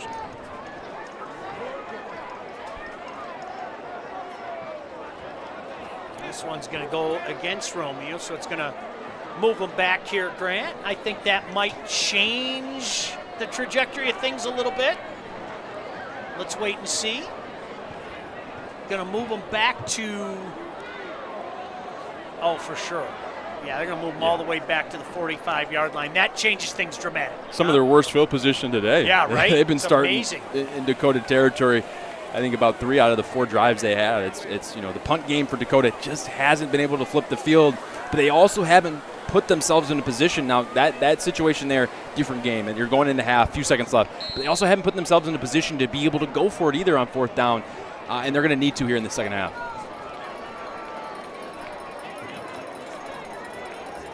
Yeah, they're not fooling around here, Grant. They're not fooling around at all. Grant's phone even gave him a notification that said, "It's loud here." Yeah. What a half for the Bulldogs. 20-0.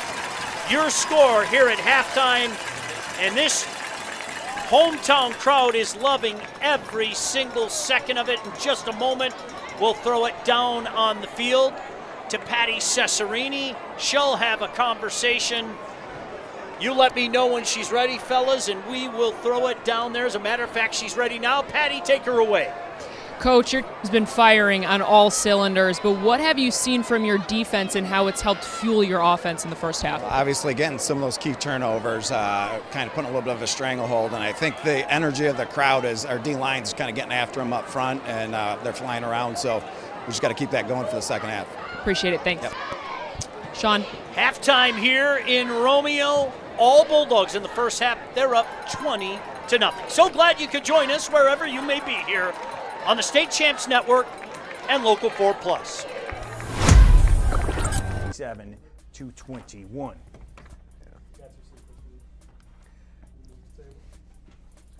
Well, you know what we're going to do, Ryan? It's a little something different, and I'm excited about it.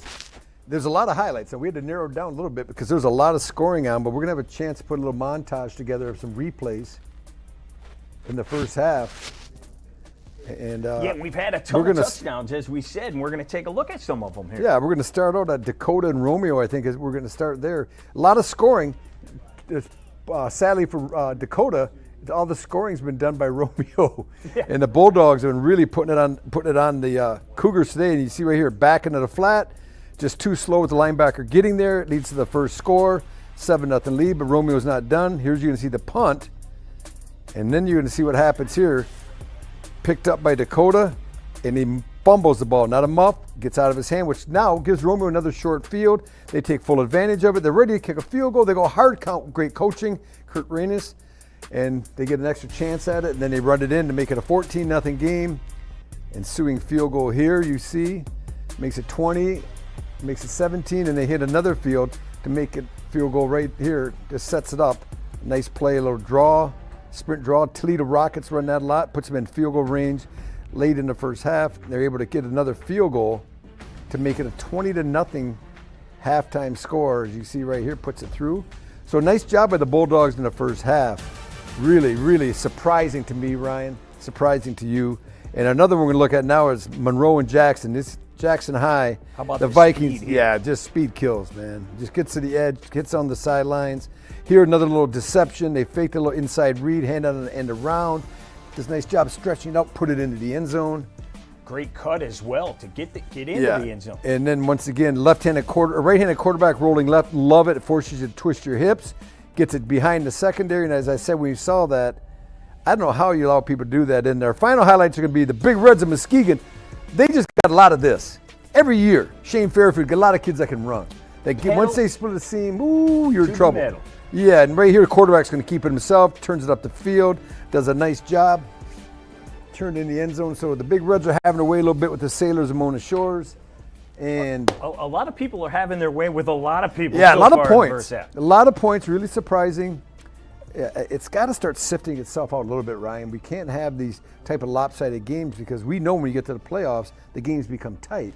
So sooner or later, we keep doing this, we're going to have 3 or 4 games that are going to come down to the wire like we did a little bit last week. When what we're seeing here, and we showed just a little bit there a second ago, we're seeing a lot of explosive plays. These aren't just little 15-yard runs. I mean, we're seeing 50-yard, 40-yard, some big-time plays. And teams like Hudsonville, you mentioned, wait a minute, they were just down at the other 30-yard line. How did they get the ball in the red zone already? Right, we can't even keep up with it. These teams are moving fast. Yeah, it's tough. It's tough. We got 12 games going on. Sometimes we start chasing our tail a little bit, trying to get to that game. But you leave them on their own 20, and then you go to another game, you come back, well, now they're on the opposite 20. So you miss a big play here and there. But overall, I really enjoy this. I mean, I'm a football junkie as you are. Yeah. We get to sit here and watch it. We can see the 12 screens over here. We got the 4-box a lot of times here, sometimes a 6-box. And our producers and directors, they're scrambling, trying to keep us updated. But I think we're getting closer and closer and closer to staying on top of it, and it is really enjoyable. Every Friday night I get to come and watch football. Well, Rob, you're seeing it. If we're having a hard time keeping up with all the scoring and all the big plays, what do you think the defenses are doing on the other side? They're not doing so well here in the first half. Obviously, a lot of teams need to make some adjustments because we got donuts on the board. Yeah, well, I think you can see my donuts at halftime. You got to be excited for me. Yeah. All right. Yeah. All right, tell me this. Which game here surprised you the most? Hudsonville Rockford. Yeah, me too. 28-0. Some people are going to say Dakota Romeo because that's a 20-0 game too. But the Rockford Hudsonville, after what Rockford did to Granville last week, this is a shocker to me that they're able to come out here and put these type of points on the board against a Rockford Rams team that really, really shut down Granville. And they played East Kentwood the week before that, won that game as well. That was a lower scoring game. I believe it was 21-14. Could be wrong on that, but I believe it was. So defensively, they were doing a good job, and then boom, here we go right out of the gate. The big thing for me with Romeo, you mentioned the quarterback was out the first 2 weeks. They have now rattled off 3 straight wins. So they got their mojo and soon to be 4 going. if Dakota can't change its fortunes here in the second half. Dakota has only given up 31 points in 5 games. Already it's 20-0 at the half. Yeah, now we got a little action up in the upper left. Actually, one of our better games. Yeah, it is 14-0. It's Muskegon leading Mona Shores right now as they begin the third quarter. But, 14 points, not too much to overcome, Rob. Back is offset to the left. One thing you don't want to do with this Muskegon offense and how quick it is give them good field position to start. Right. So. Yeah, 35's okay. No long return. Quarterback's going to keep the ball. Boy, you're right. Bradford has just got quick feet, too.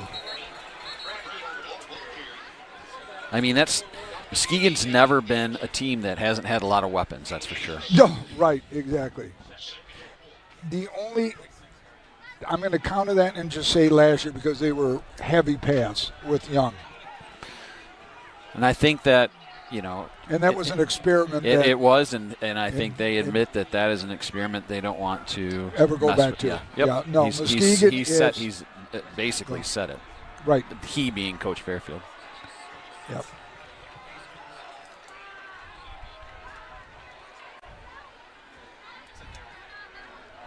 Bradford. Boy, it's just, you see Bradford get outside the tackle to the DN, then you say like, oh no. But it's enough for the first down for the Big Reds. And you got to believe it's going to be, which it was in the first half, it's going to be a ground-heavy attack right now. They're big up front, Steve. Their front five are big. Yeah, and they don't list height or weight on their roster, but they are big up front. I bet you're 250, 260 to cross the front five. They're not super big like the one team that when Bradford was there, they averaged 6'6", something. I mean, they were. There's a good stop. Stewart, yep.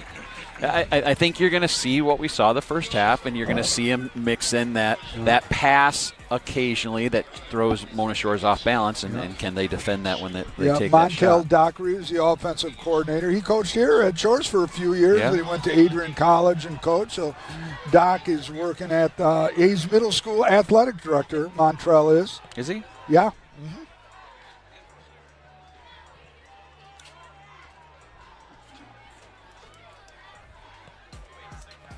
Like a dual H-back look. A little counter move right there. Bradford's going to break one. Bradford's going to, they're going to make him they're going to spot him about a yard short of the first down. You'll just see he comes here.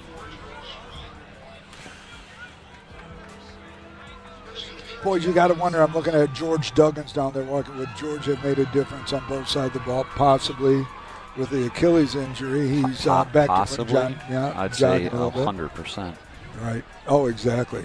But he's jogging right now. Hopefully in a week or two he'll start hopping a little bit.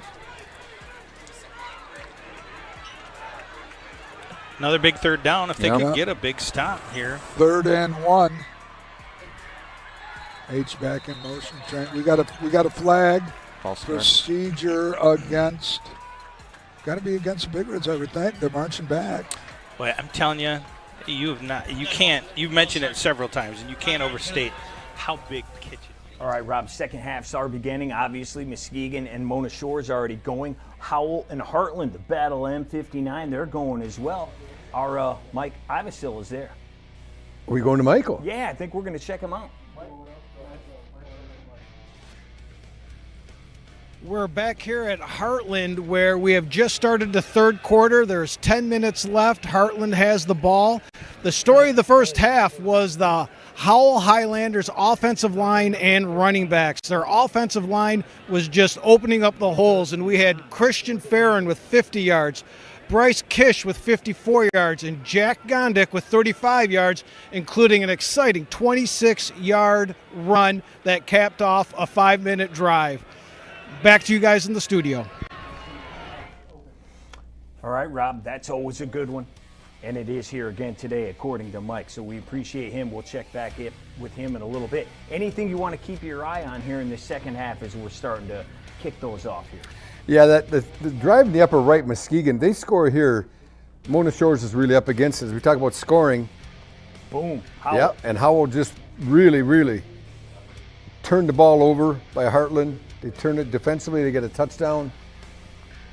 And that's, we sit here, we don't care who wins. Right. We're just trying to keep them close, and we're hoping that, Heartland puts a drive together and Howell turns around, and then here, Mona Shores has Muskegon in 3rd and 6, and before you know it, this is what happens. Well, they can't stop that dude. Lamar Bradford's just been everywhere. He is cartoon quick, boy. He's got feet. He's got wonderful ballerina feet, just so light on him, so quick through the hole.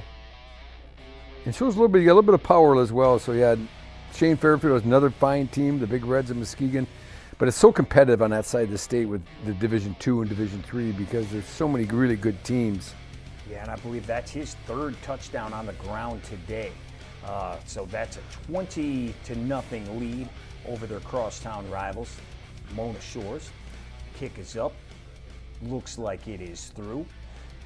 Frankenmuth and John Glenn, as you can see, nothing's going on still there at halftime, 28-0.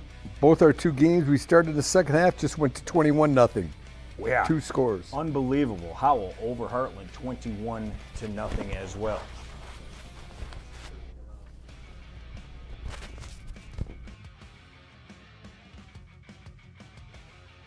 Well, you come out in the second half, you have the football, you start to try to move the football a little bit, and then before you know it, you turn it over and it goes the other way for 7.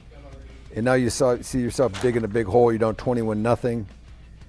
And Heartland is just really up against it. Hey, Rob, here's one game that took place this afternoon. De La Salle taking on River Rouge. And you know De La Salle needed a big win today. Dan Rowan, right. He's going to get it 28-14. Yeah, here they are. Check them out. Panthers. Coming out here, River Rouge looking for a big win as well. De La Salle been kind of kicked around so far in the Catholic League, so they're looking for a bounce back after that Week 2 near loss to Davison when that field goal was no good. Let's take a look at it. Both teams 1-4.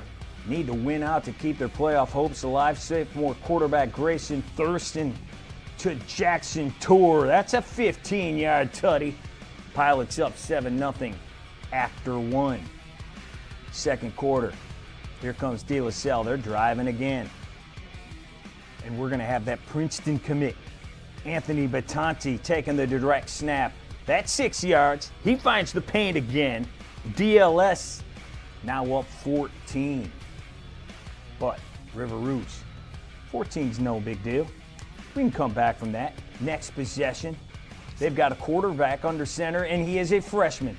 Bryce Jackson connects to Cartier Scott Wiley. 45 yards to the crib. Panthers down 14-7 at the break, though. They go, get a little refreshment, get a little warm-up, maybe get a little talking to. Third quarter, Rouge has the ball to start the third. Jackson, screen door is open. It's the senior Williams Hobbs. He's doing the rest. It's a double nickel, 55 yards, touchdown. We are tied at 14. But He's lucky the speed limit wasn't 55. He might have got ticketed. That's right. Don't do that, kids. But be excited. Tied at 14. But guess what? De La Salle is going to respond. Their own 5-yard line. Yeah, no problem. But Tanti again. He's feeling a little runny. Get him a Kleenex or Get something. that piano on my back. Somebody take that piano off my back. Now, he was about to run out of gas, but he was so far in front of everybody. He is out of here. Pilots in cruise control after that one. 21-14, and they add a little insurance. Look at him. Where is the water, sir? Please. Oxygen. Incredible I'm looking for. run there. Yeah, maybe some oxygen. More insurance here in the third with Tanti, Malachi Walker. Oh, little trouble? No problem. Now he's got it. Look at that, fighting through till he crosses the goal line. And now we're going to jump to the end here. De La Salle, their crowd's going crazy because they get a much-needed win. It's been a few weeks. Hey, 28-14. it has for Dan Rowan and his staff, but this is a great win because it's homecoming, the first homecoming at the new stadium for De La Salle, and they get the W. And a tough loss for River Rouge, but River Rouge, I tell you what, they play a schedule now. Oh, they man. don't shy away from anyone. Do they ever? Every year they fight an incredible fight. So here we go, back to our quad box. Oh, we got Howell on the bottom right with a 21-0 lead. Heartland with their backs up against it. Looks like Howell trying to make it a 4-possession game. A little full house tee here, old school. Good fight there. Had a couple of guys on the big fella number 4. No, the ball was still moving. We got Mona Shores trying to mount something. They're across the 50 at least in the upper right against Muskegon. They got a little wide receiver screen. He can't catch the ball. And I believe it's that was a incomplete forward pass. Yeah, it was forward. So Mona Shores, they can't get out of their own way right now. It's amazing when teams when things go south on some teams. It's just hard to right the ship sometimes. And Mona Shores is facing that. We see also on the bottom right here Howell going in again against Heartland. Heartland just really can't get anything going offensively, and they can't stop Howell defensively. Great job there, keeping it himself, getting around, getting the edge. And not sure what happened at the end of that play. Screen's a little dark there in the back corner. Players don't know either. Is it a touchdown? Is it a fumble? We'll get a signal here in a second. Well, I know that the runner was not in the end zone, so he must have fumbled, and they must have ruled it down before the fumble, because it looked like Howell, the offensive team, recovered it in the end zone. They wanted a touchdown, but the official said no, that the runner was down, so they're going to mark it on the one. It'll still be Howell's ball. Yep. 21-0, looking to add to that lead here. As you can see, we've got zeros on the board in every one of our games. Frank and move John Glenn, 28-0. Here comes Mona. Great cut there. And that's going to be a first down for Mona. They're in business. Here comes Howell again. Great fight for a score. They're opening this thing up against the rivals, Rob. And Heartland, another of those teams, we talk about all the teams with Michigan helmets around the state of Michigan. Well, that's not paying off tonight. Amazing blue of Heartland. Oh, what a great listen. Really. Ryan Slocum, Rubes, Rob Rubick, outstanding job, fellas. Speaking of outstanding job, cheesy broadcaster segue. Let's throw it down to Patty Cesarini. Patty? Coach, very uncharacteristic first half from your team. What were the sticking points in the locker room? Well, turnovers, and we gave them short fields, and they capitalized early, jumped us early. And we got to be more consistent on offense and sustain a drive, get our defense off the field. And defensively, we got to get our discipline back. The first half was not us, and we're going to hopefully show up in the second half. Appreciate it. Thanks. Thank you. Great stuff, Patty. Appreciate you, as always. Grant, no doubt about that. That didn't look anything like the Macomb Dakota team that we saw. And I think what he said to start that entire sequence was, we got to give our defense a little bit of a break. Yeah, they do. They have to, about the defense, they got to start playing complementary football. And what I mean by that is when their offense is on the field, it can't be 3 and out. It can't be 1 first down and then we're punting the next 4th down. Like, we have to put together drives and put the Romeo Bulldogs defense in a bind and get those guys tired. Because when we can tire out the other defense, then we're going to start seeing some flashes, some explosive plays. But when the defense for the Bulldogs is so well rested, that's when you see that defensive line led by Tayshawn Proctor, number 36, and Braden Watson, just pinning their ears back, going for the quarterback. So look for this Cougar offense to try to get this thing going again, but not before the Romeo Bulldogs get the ball. I am not joking when I say this. This is an unbelievable atmosphere out here. And Grant, we didn't get a chance to develop it, but you had a noise warning come up on your smartwatch? I did, yes. Right at the half, right when the crowd got loud, I got that loud environment notification, and I proceeded to put on my earphones so I didn't hurt my ears. So it's bumping here, folks. Romeo Bulldogs, they bring it. The whole community is out here tonight, and you see why. They're up 20-0 going into the second half. And, oh, by the way, they will receive this second half kick, up 20-0. And certainly Dakota looking for any kind of spark. Austin Aronowski to kick this off. Second half is underway here on the State Champs Network and Local 4 Plus. This is going to go well into the end zone. Romeo will start with the touchback. So many things went right for Romeo in that first half on both sides of the ball, but Grant, as often is the case, the work in the trenches on both sides of the line really kind of set the pace. Yeah, it did. And the line of scrimmage for the Bulldogs is really what set the tone there, especially defensively. And offensively, the play calling, the diversification and attack points, right, where we attack through the middle, then we attack on the perimeter, and then we get a little throw down the field, right? They did a great job of not being predictable, really had the Cougars on their toes, guessing at what was coming next, not really ready for that next play. Let's see if they stick with that momentum that they had in that first half and keep driving this football. Sammy Nepa wearing the number 2 leads the Bulldogs on the field.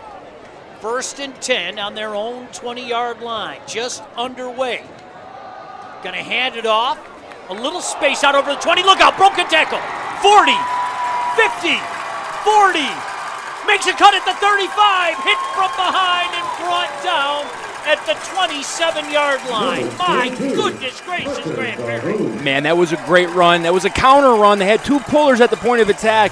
And Rashad Wilson had the tackle as a cornerback. You're going to see it right here. They're going to pull these backside guys to the front side, and they're going to have it blocked up exactly what they want. Right here, Rashad Wilson, number 11, has the opportunity, misses, and then so does Elijah Goins. And when you miss 2 tackles being in the secondary, that leaves nobody to help right there. Great job by the other safety, Dominic Van Fleet, bringing down the tackler, or the running back, excuse me, but not before they get into the Cougar territory. Marked at the 26-yard line. Nepa back to pass, looking, firing, some contact out there, no flag, incomplete. There's the flag. Late flag. Boy, Grant, there was definitely contact out there. Well, I think you and I saw it, and certainly our viewing audience saw that as well. Yeah, it looked like Troy Smith took Aiden Bashaw for a little ride there. Aiden Bashaw was very heavy on his back, whether it was holding or kind of just hovering over him. I think the refs got the call right there. I always say it, I don't care if the flag's late.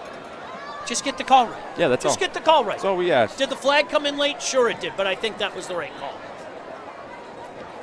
Officials at this level do such a good job. They really do. Shout out to the MHSAA officials for doing the work that they do. Appreciate you guys. What a thankless job. Coach Bauer, one of the other coaches, it looks like. Yeah, that's going to be having some words with Stripes. Couple flags flew on the far side of the field. Yeah. That's what happens. Just when your team isn't hitting that gear that you know that they can hit, man. It trickles down. Coaches get frustrated. Assistant coaches get frustrated. Things, you said it, Sean. When it's raining, it's pouring. We could use some rain in the area, okay? As somebody who I'm obsessive about my yard, I'm not going to lie to you.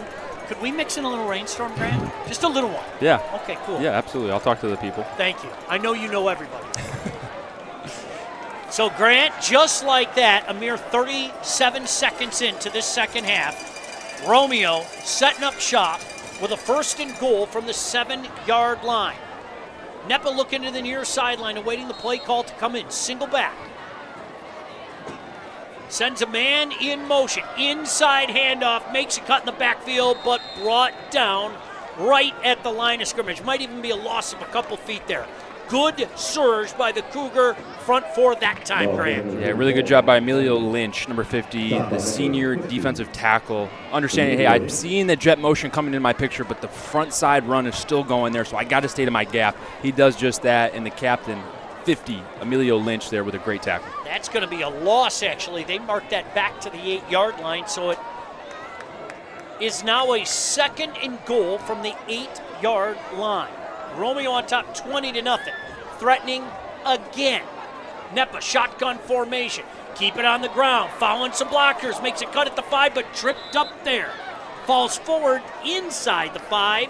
Setting up a 3rd and goal from just inside the 5. And you see here, they try to get the defensive end, the junior, Tayshawn Proctor, in the game. He's that big defensive end, but provides that big running back ability near the goal line. And right here, if you're his coach, you're just telling him, hey, we stay on the ground. You got a lot of weight advantage over a lot of these kids. Stay on the ground, run through them. When you jump in the air, you have no control on where you're going to end up. And that's really how people get hurt. Stay on the ground. You got that weight. Go ahead and run through somebody. 3rd and goal. Proctor stays in as the lone setback.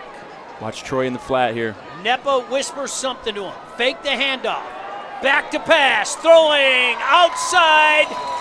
Tackled at about the 1-yard line. So decision time for the Bulldogs. Do you go for it at 4th and 1, or do you take a gimme chip shot field goal? I don't think there's any debate. They're keeping the offense on the field. Yeah, why not, man? It's the top of the 3rd. You push the ball all the way to essentially the 1-yard line. You had 2 opportunities in that first half to go for it. You didn't. You kicked 2 field goals. You got 2 field goals. You're trying to get a running clock here. You're trying to make a statement against a division opponent. I respect their decision to go for it right here. 4th and goal, just outside the 1. Nepa, under center, sends a man in motion, hands it off, going near side, touchdown. Guess who? Troy Smith. Troy Smith, only a junior on this team, really shown why he is a underclassman, not a senior, but he is a baller, man. And he's had really good plays today. He's had some corner routes that he snuck out of the backfield, made some big catches. You saw him with that goal line catch to put him on the one, and then they call his number again with the receiver jet sweep, and he gets across the goal line with a great stiff arm. Not before Ryan Roarburn had a great seal block on the edge. And, man, these Romeo Bulldogs are taking full advantage of the home crowd environment, and they're laying it on thick. 8:59 to go. 26-0 Romeo. PAT pending. Awaiting the snap. The snap is down. The kick is up, and the kick is good. All Bulldogs, Grant. All Bulldogs here. Yeah, and right here, you're just going to see it. Really good job. I want you to watch the edge right here. Number 8. That's Roarburn. He's going to have a great seal block, which allows Smith to get to the perimeter. Good job by 8. And then right here, use that weapon. Use that stiff arm. Keep him away from you. And you see the swagger, the ability, the unique skill set, what Coach Reines called number 6, Troy Smith. So they extend their lead to 27-0 with 8:59 to go. Hey, with high school sports back in action, we ask you to pull those phones out. Go on, do it right now. Capture the big moments on the field. Send us your clips at statechampsnetwork.com/fanvision or via our social media DMs.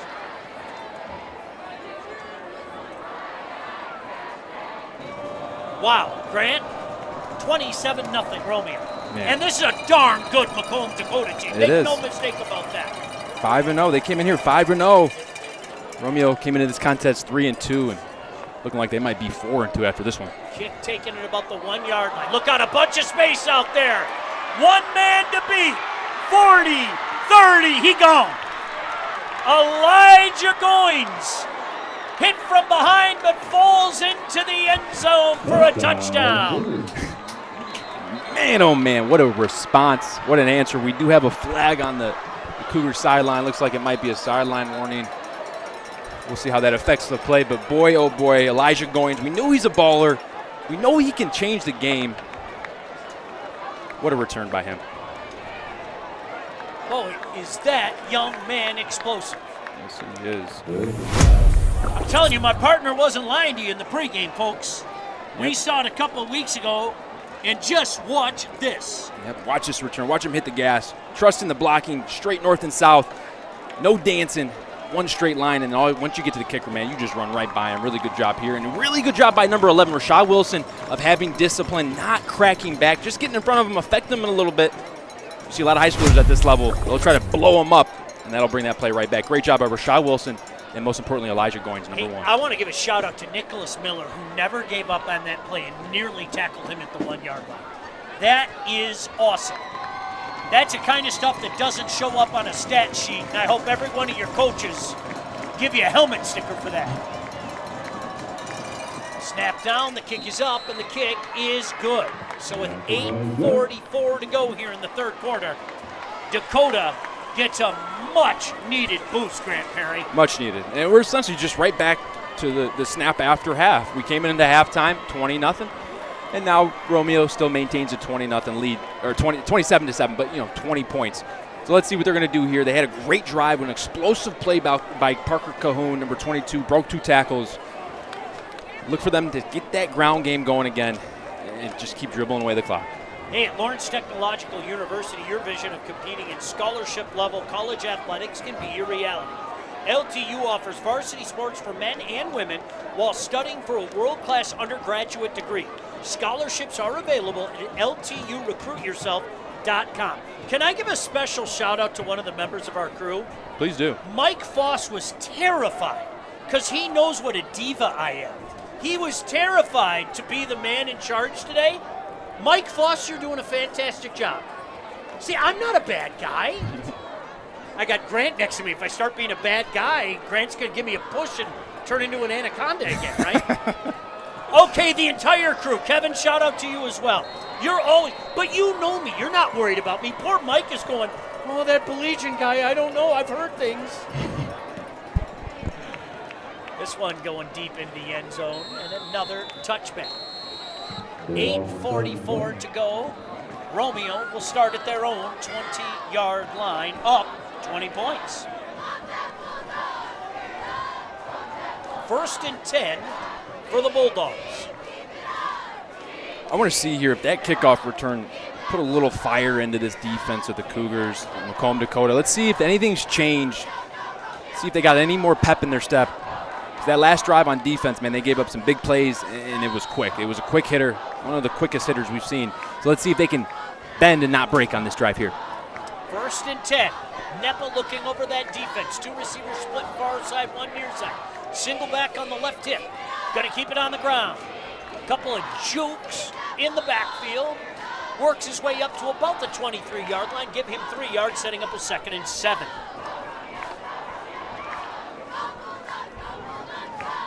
Let's see if they start to utilize this clock a little bit more as well, Grant. I mean, when you do the math, just over 20 minutes remaining in a 20-point lead, no need to be heroic. You can work some time off that clock.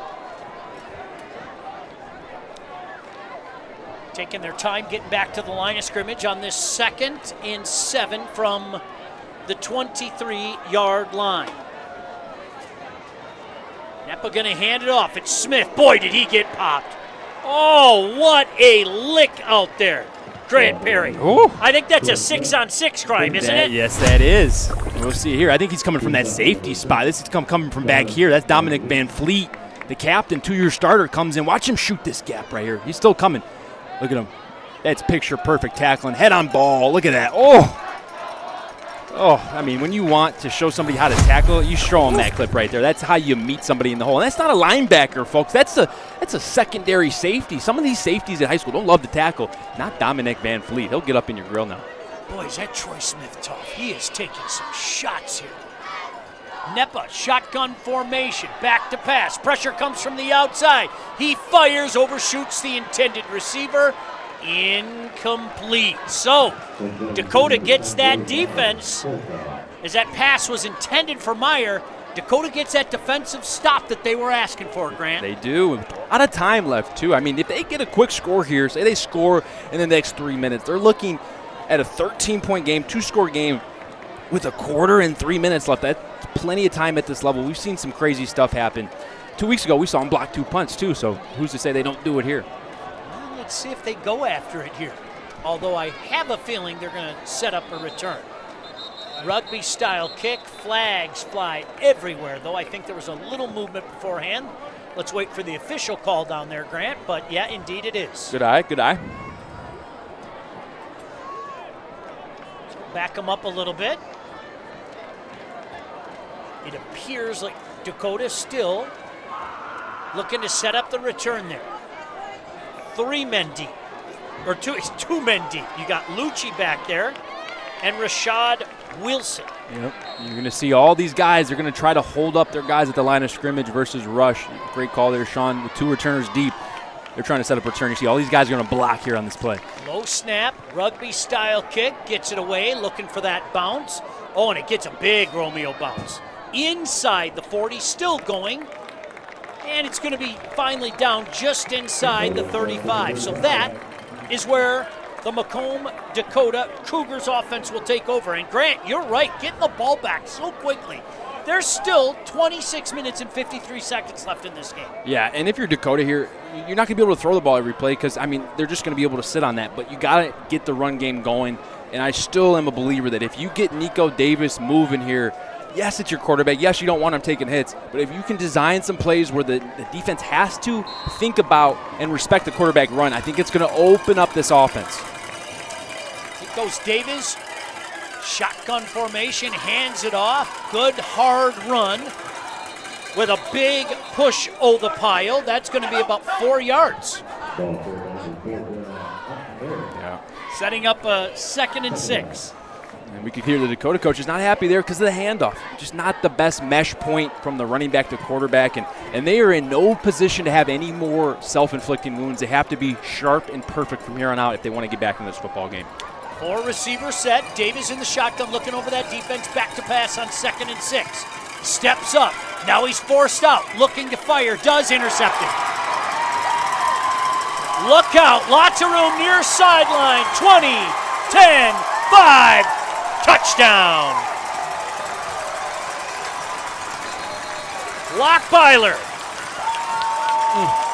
A second crucial interception, and this one goes to the house, but hold everything back at the 39-yard line.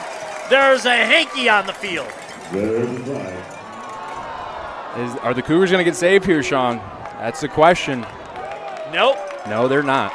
No, they're not. And that's just, we'll see this replay, but Nico Davis trying to make a play. He rolls to the front side, tries to look back left to the late. Looks back left late here. So you can see him roll right, trying to hit a little concept to the front side. And then as soon as he comes back left, he's going to look and think that he has an opportunity. But Josh Lockbyler is playing recess football. He's playing off, saying, hey, it looks like he's open, but he's really not. Really great job there by the safety, the senior, who's stepping in for an all-state safety who graduated last year. Number 11, looks the part, plays the part, and that's their second interception on the day. Hey, there's always help wanted when it comes to high school game officials every year. Over 1,000 new officials are needed. Officiating is a great way to stay in shape, stay close to the game, and so much more. Log on to mhsaa.com for more info. Quite the conversation out there by the officials. Now they're coming to the near sideline. Not sure what that conversation is about. Coach Reines is being approached.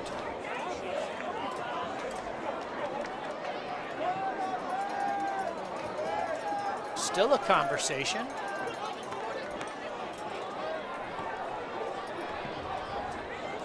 Grant, I don't even want to venture a guess what's going on right now.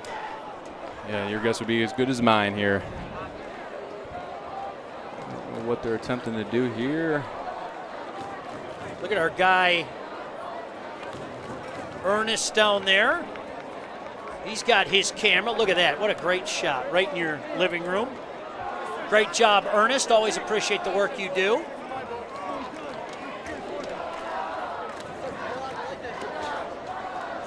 Well, they're going to mark this. Is that the kick? Is that are they going back on defense? I don't know where they're going with this, Sean. I'm not sure. And how bad was the penalty? Jeez. Oh, no touchdown. No touchdown. Is that what it's going to be? I'm a little confused here. Okay. So touchdown's good. No good. No okay. touchdown. Okay. Must have been some type of legal block on the return. Maybe he stepped out. Yeah, sorry. Boy, Grant, I could be wrong. I thought I saw a gentleman signal touchdown, but what do I know? I think I saw a couple signal. But as it is, Sammy Nepa back on the field at the 45-yard line. 1st and 10 for the Bulldogs. They lead by 20. They keep it on the ground. Nothing fancy there, just mano-a-mano football, and that's a gain of 3 yards, setting up a 2nd and 7 as they can chew some clock here to be short, Grant. Yep, they're going to chew it. They're going to keep running their plays that they run. You see the motions and the shifts, and you can see the Cougar defense trying to communicate, trying to get in place. But they just are a step behind, and let's see if Romeo can use that as their advantage. 2nd and 3 for the Bulldogs at the 42. Coming near side, cutting it back against the grain, but brought down there. No room out there that time. A couple guys on the spot, including Andrew Chadwick, the linebacker. And that's going to be brought down at the 42, setting up Grant again, what should be about a 3rd and 7. We're going to see what they do with Sammy Nepa here. He's had some good throws today. He loves throwing that shallow cross to one of his skilled receivers and letting him try to run with it. It's a safe throw here. That or some type of screen wouldn't surprise me here as well. Lining up far side of the field is Joey Nepa. Trips, as a matter of fact, far side of the field. Sammy Nepa, shotgun formation, empty backfield. Back to pass. Steps up, fires, incomplete. You know who he's going for. Troy Smith with that crossing pattern, but smelled out nicely by the Cougars defense there. Yeah, Cougar, they've been on it. There was a shallow cross that they ran earlier in the first half, and the Cougars were nowhere near it. But since then, they've been doing a good job of covering it.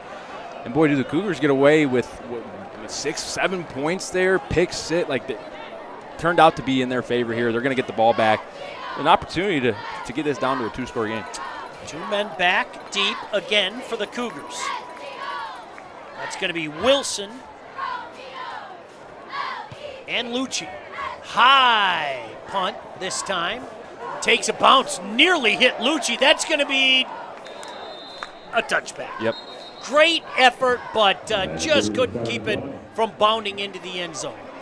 And a flag right in front of our broadcast vantage point. Let's see what the call is here.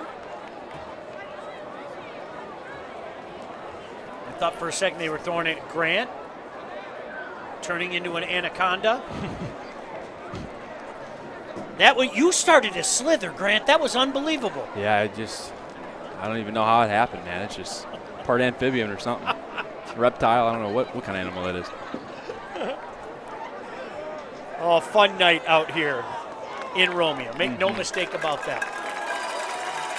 Romeo's getting the ball back. He said, my goodness gracious.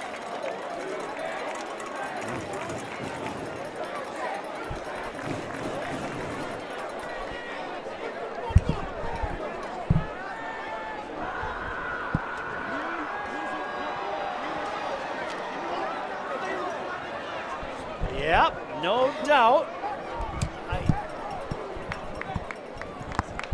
Maybe it was roughing the punter. Your guess is as good as mine, Grant. I'm not sure. Yeah, We're not privy to the conversations down there. I can just tell you that Sammy Nepa and the offense is back on the field. Just when it looked good for the Cougars, it looks great boy. for the Bulldogs. Yeah, one of those nights, huh?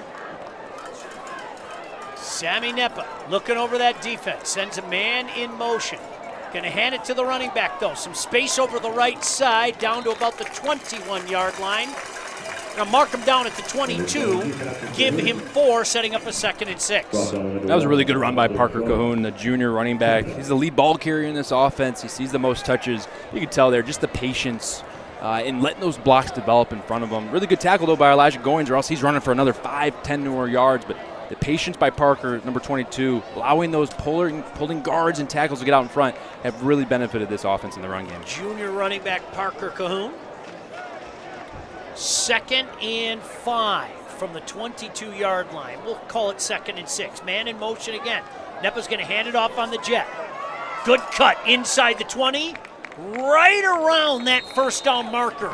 I think he's got it, Grant. He does indeed. He does. That's Brody Meyer. Brody Meyer is another guy on this team that's been around. They're returning about 5 total starters, 4 on offense, 1 on defense. And Brody Meyer is one of those 4 on offense. He's a 3-year starter on this team. Number 10, he plays receiver, he plays wing back. Really, a lot of these pieces are interchangeable, and that's what they like about this offense is, hey, yeah, someone may go down, but we can plug and chug because what we ask of these guys isn't too much. Everyone on this team can make and operate this offense. 3:25 to go here in the 3rd quarter. Romeo looking to get one more. Halfback pass incomplete. Had a man near side. That was Meyer, but that ball, Meyer didn't have a chance at it. Nope, and they bring in number 16 to throw that. That's Parker Siak, the junior. And that's his first snap tonight. Probably a little nerves there, and I've been there before. I've thrown a pass at the University of Michigan, and it didn't go well. But it's okay. There's always next time. All right, you're going to have to define that when we have time. Yeah, absolutely. What didn't go well? It was a completion, but it should have been 6. My tight end roommate was wide open, and I threw a pop fly out there. Sean McKeon. Okay, yeah. How do you spell his first name? The good way. The only way. Thank you. Appreciate that. Check will be in the mail. 2nd and 10 from the 15-yard line. Nepa rolling, stopping, firing over the head of the intended receiver, Meyer, setting up a 3rd down. And they're trying to run a little 2-man combination to the field there, running a little hitch route by number 10, Brody Meyer, and they're trying to sneak Joey Nepa on a little corner post to the corner there, and just not enough time for Sammy Nepa. Tries to throw a little quick outlet to Brody Meyer and just couldn't quite complete it, bringing up a 3rd down and 10. Clock stops. 3:18 to go here. All Romeo except for an electrifying, I believe that goes in the book for 99 yards by Elijah Goins. I think it was 99-yard kickoff return. 3rd down here. Empty backfield. 5 receiver set. Nepa with a keeper. He didn't have a chance. That is blown up for a loss all the way back to about the 24-yard line. Evan Wolf, the defensive end, just threw him down, and they're going to send the field goal unit out there, Grant. Let's see where they mark this. This is going to be, what, about a 36-yarder, I think.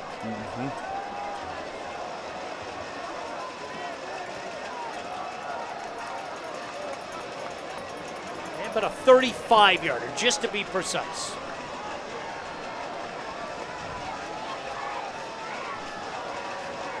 It'll still be a 3-score lead if this is good. Awaiting the snap. The 35-yard attempt. Snap is down. The kick is up, and the kick is good. So with 2:23 to go here in the third quarter, the Bulldogs extend their lead to 30-7. Coach Ryan, he wasn't lying, man. He said our kicker, Joseph Seeley, might be our best player, and, man, he's shown it today. He's shown range. He's shown accuracy. Being able to punt that ball in footfield as well. Don't take that for granted. And looks like number 83 is actually coming off the field a little gingerly. Hopefully he's okay. That's Mitchell Nakowski. Boy, he's got a big leg, doesn't he? Seems like every one of his kicks look like they could be good from another 10, 15 yards out. Yeah, they do. Well, you can take a look at the crowd here. They're having some fun. The band comes and sits down, joins their parents. I saw some of the cheerleaders come up and hug their mums and dads.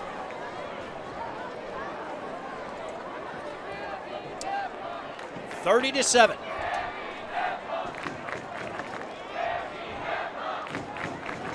The work is definitely cut out for Macomb, Dakota.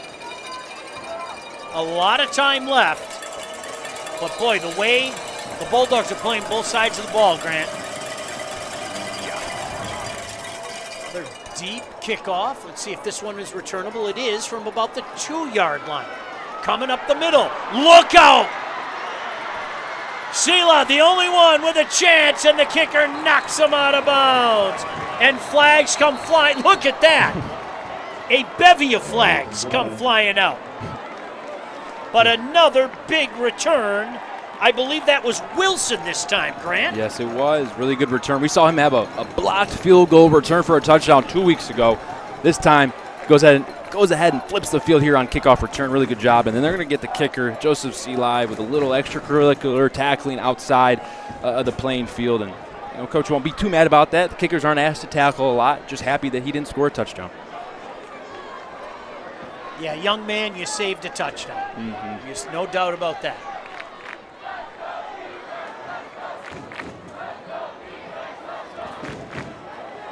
Did I see the face mask out there? I think I saw a face mask. Oh, did you? Yeah, I think that's what it was. Well, there are a couple, as a matter of fact. He might have grabbed some face mask. He might have grabbed a whole lot going on that one. Can't blame him. Just stop the touchdown, right? Jake Bates-esque, if you will. Yeah.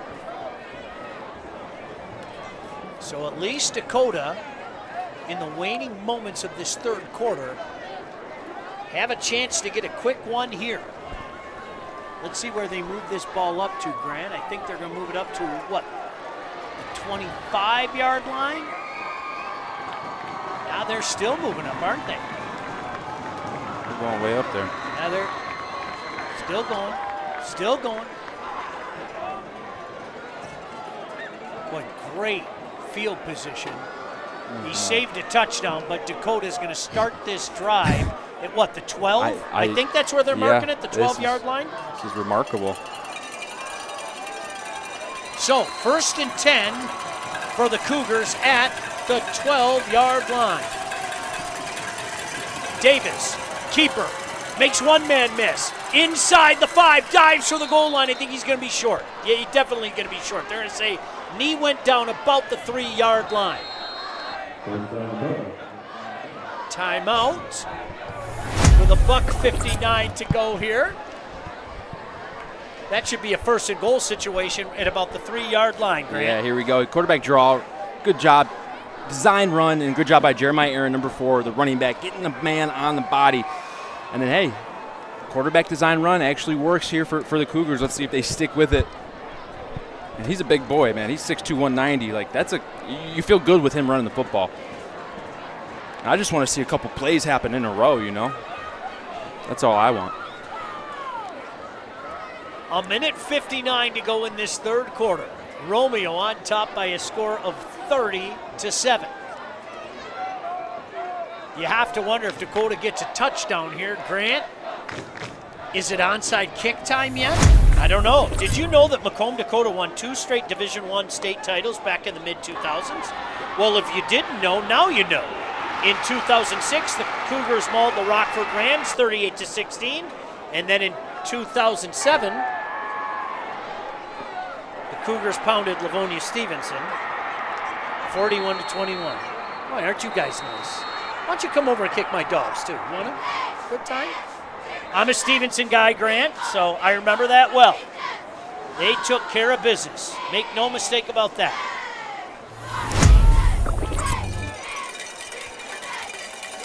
First and goal from the 2-yard line. I have a feeling 2 is going to call his own name again. I think so, too. Big body, quarterback design run. It's going to be hard to keep him out. But this D-line has been playing really good for the Bulldogs. Shotgun formation. They're going to hand it off. Breaking outside. Touchdown. Jeremiah Aaron, who limped off earlier, came in, tried the middle, said, I'm going to go outside. Yeah. Hey, if there's a car crash in the middle, go ahead and take the exit route to the outside where you see some green grass. Jeremiah Aaron does a great job. The junior running back, 5'8", 180 pounds, shows his vision there. Not just running behind the blockers, but, hey, if you see some area, take it. And you got to take everything you can get here if you're the Cougars. Are they going to go for 2 here? I think they might be going for 2 here.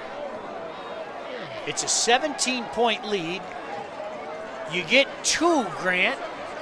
It's a 2-score game. Well, if you get 1, it's a 2-score game, too. Who's kidding who? But you need those 2-point conversions. Yep. Davis brings the play back in. Conversely, if you're Romeo, you get the stop here. It remains a 3-score game. A lot of implications here. Davis in the shotgun. 2-point conversion. He rolls. He puts his shoulder down. Did he get in? No, sir. He did not. Man. That big body dived towards the goal line, but you can see right there, just shy of the goal line. I think it was number 75. I think it was Anthony D'Angelo, the nose tackle. We'll have to see that one back, but really good job of just applying pressure, not giving up ground, wrapping up, and party on the football. The more red hats near that ball, the better, and that's what you saw right there.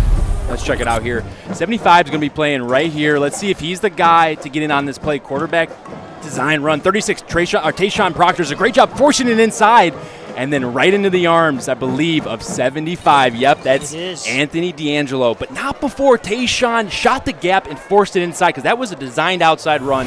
Really good job by the junior Tayshawn, cleaned up by the senior Anthony D'Angelo. Great job there, and great work by our cameraman down there.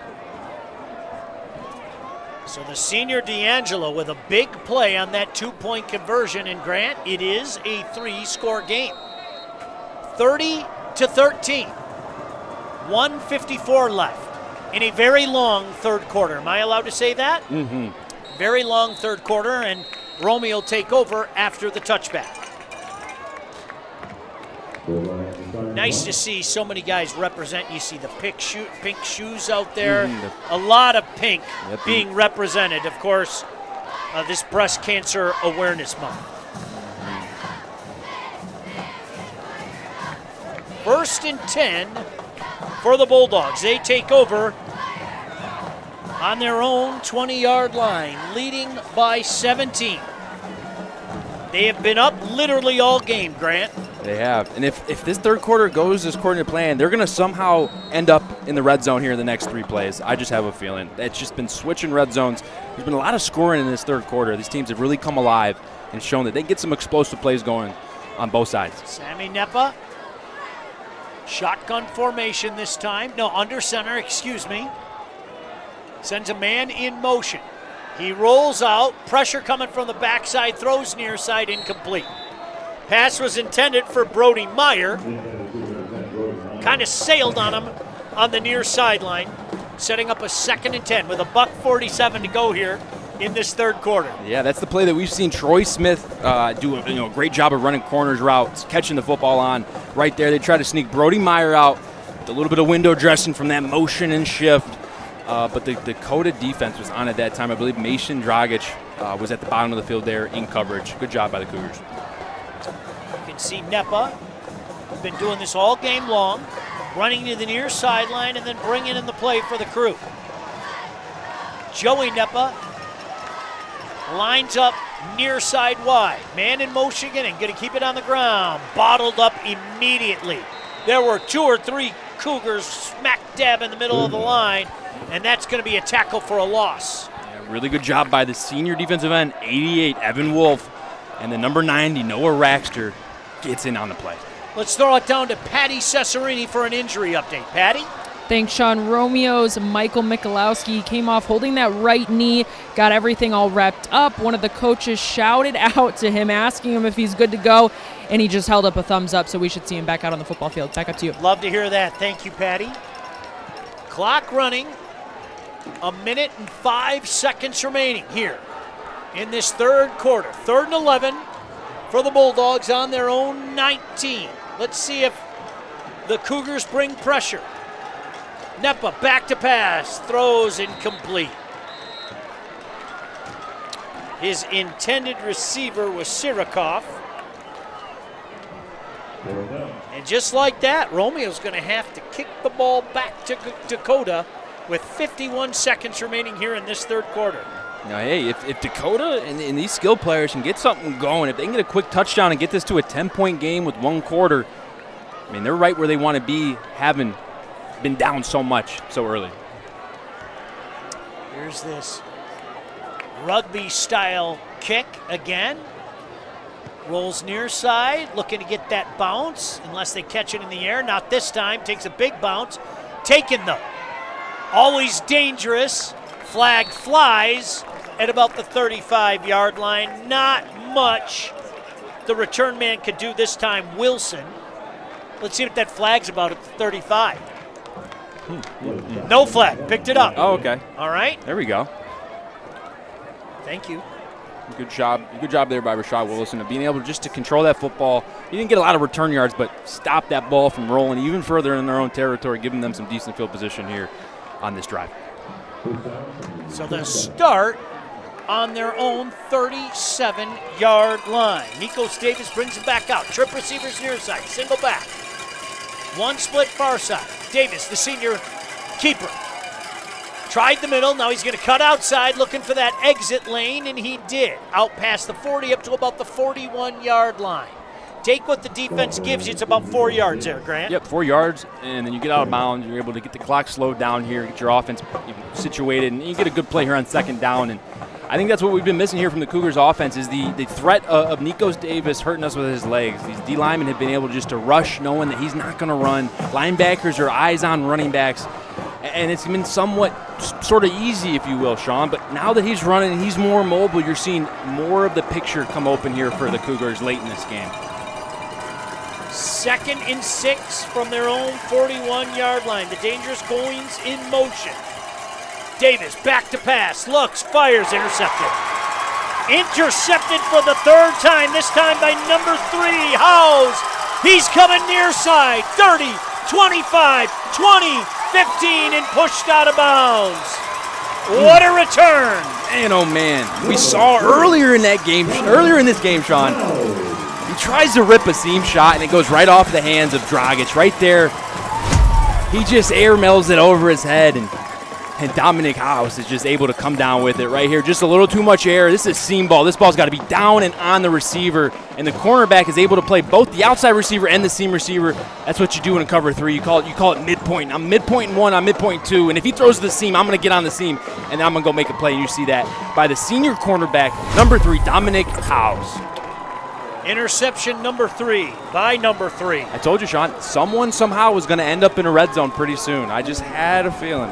Didn't know who it was going to be, but. Do you know what the lottery numbers are tomorrow night? I can't tell you. I'm sorry. Darn it. 1st and 10 from the 14-yard line. Smith taking it far side. Flags fly everywhere. Troy Smith, the junior, with a couple of touchdowns already. And I think this one's coming back. There's going to be a hold on the Bulldogs. I think so, too. I think there's a little bit of a consistency going on when trying to reach the outside. These linemen are just getting outside the framework of these defenders, and it's been a flag field day here, and especially in this second half. So they move them back. Let's see.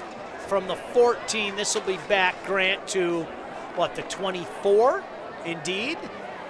So with 10 seconds remaining, this will be a 1st and 20. Tell you what, Sean, if we go 3 plays without a flag, I will walk you a Cajun crust pizza at our next game. Don't you dare say that. Bring it to you by my hand. Timeout on the field. To the 4th quarter we go. Romeo on top 30-13 here on the State Champs Network and Local 4+.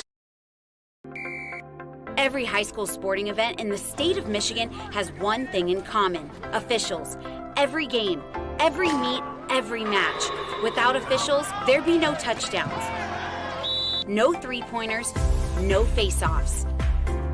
Without officials, there'd be no games. Officiating is a great way to give back to your community and stay involved with the sports you love. And officials are needed now more than ever, because without officials, it's just practice. What's more authentic than a Hungry Howie's Detroit-style pizza? Nothing. We're not playing around with the pizza of our birthplace. Thick crust, cheese to the edge, sauce on the top. Where it belongs. We've seen a lot of fakes out there. Not here. This is authentic Detroit-style pizza.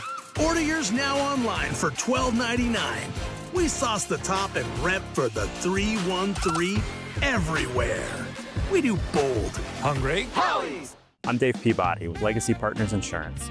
And I'm Debbie Stroh, your local Medicare expert, here to make your Medicare journey less confusing. And best of all, our services are completely free. Visit us online today at legacypartnersins.com. This is Detroit Lions coach Dan Campbell, and this is attorney Mark Bernstein. Both of these men are respected, but only one of them can get you money after an accident. That's the Bernstein advantage. 1-800-CALL-SAM. Welcome back into State Champs Game Time Live.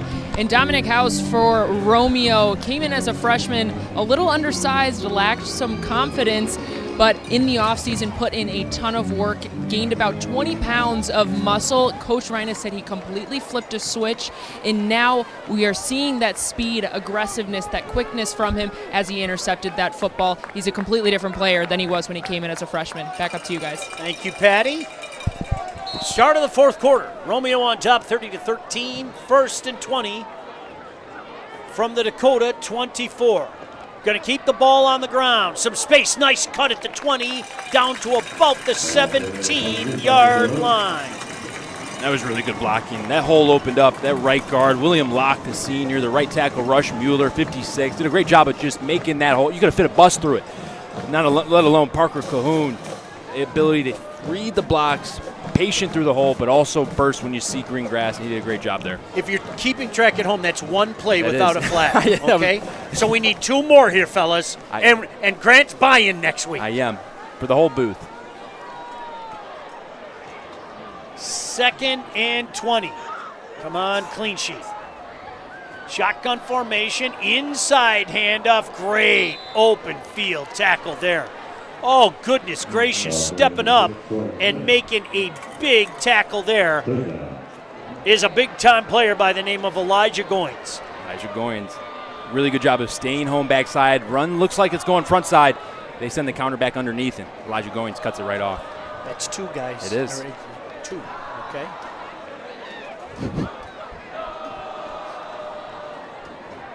Come on, clean play. Like we're on the eve of a no-hitter right now.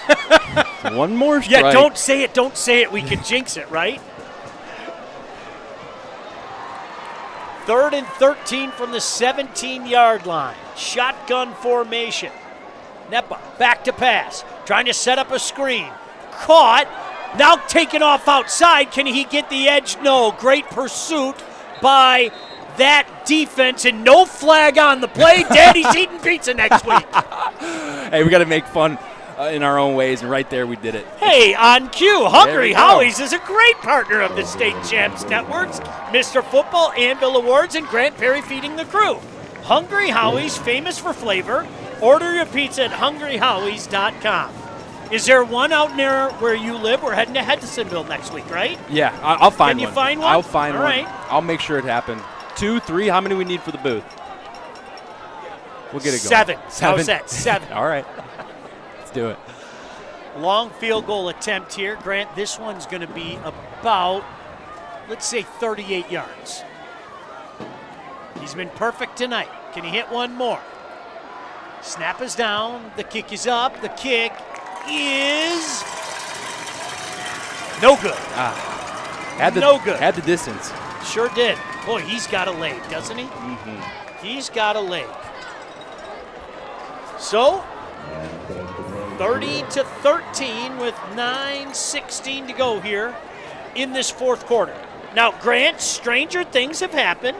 No doubt about that. Stranger things have happened. But to quote a Rolling Stones song, but in a different way, time is not on their side. Mm-hmm. No, it isn't.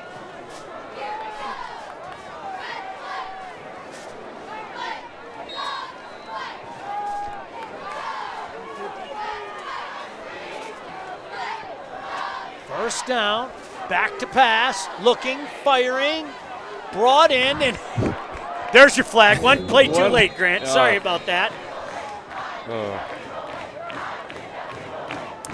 I'm not going to venture a guess to what that is. That's far-sided field.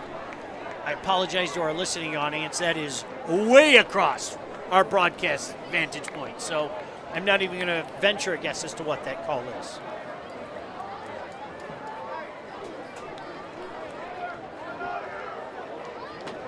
It's going to go against Dakota. You know what? Here, I'm gonna chip into the fun next week. No. Yes, I am. No, Grant, I'm chipping in. I made a bet. I'm a man of my word. Let me please chip in. I'm asking nicely. No. Get the Okay. next one. Well, you owe me a barbecue. Yes, come over. Yes, come over for sure. That's good enough for me. All right. We love to take care of the crew. We did it last year at Groves, remember? It was a chilly night, and that Cajun crust warmed us up. It did. All right, so they move back to the 15-yard line, 1st and 15. Nico Davis rolling near side, looking near side, still looking. He's going to run. Not much out there. Steps out of bounds about the 17-yard line. Great coverage downfield, Grant. Yeah, really good job. Just coverage, all levels. They tried to run a little sit route with an out route and then some type of curl behind it. And the zone flooded all of that picture. And Nico Davis did the right thing, got as much as he could, and just got out of bounds. Clock stops, 8:58 to go. 2nd and 13 after that gain of 2. The senior quarterback, Nikos Davis, shotgun formation. He's got trip receivers far side, one near side. Back to pass. Swings it out, looking to get a block. Going. See, boy, he's dangerous. Look at that little cut at about the 25. Very close to a first down. Let's see where they say he stepped out over that first down marker. Yeah, it looks like he cleared it by a few yards there. Really good job. He's approaching a defender, just gives him inside, then back out, move, and is able to clear that grass and then get right around him and get some good yards for a first down. You know this, a proud program like Dakota is not going to go quietly into the night. Absolutely not. Well, not with a coach like Greg Bauer. He is a hard guy. Swinging it out to Goins. Near side again. Look at that cut. Makes one man miss, another man miss, and out past the 40-yard line. That's going to be about a gain of what, 7? Yeah, looks to be a good tackle there by the safety, the free safety, Josh Lockbiller, coming up from that safety spot. We know Elijah Goins is not an easy guy to tackle, so good job by Josh Lockbiller. He had an interception here not too long ago for this defense. Clock running, 8:10 to go. Elijah Goins going to check out this time. Trip receivers far side, one near side. Shotgun formation, back to pass. Nikos through the hands of the intended receiver, Santino Lucci. Probably wants that one back, Grant. Yep. Just a little slant route over the middle. Does a great job crossing the linebacker's face, and really good ball by Nico Davis. On time, too. Puts it right on his hands and just can't quite come up with it. And just somewhat of the story here for the Cougars. Just haven't been on rhythm. What we saw 2 weeks ago has not been the same showing we've seen tonight. So 3rd and 3 now. Clock stop with 7:59 to go. Dakota does have their full complement of timeouts, I might add. Trip receivers far side. Nikos Davis, shotgun formation. He's going to run near side. He's got a first down. He's just going to slide and fall. The ball comes loose. Now, did the ball come out before he gave himself up? Yeah, they're going to say he was down. Yeah, Grant, I'm going to tell you what, though. Where he slid, did he get the line of gain? Did he get enough for a first down?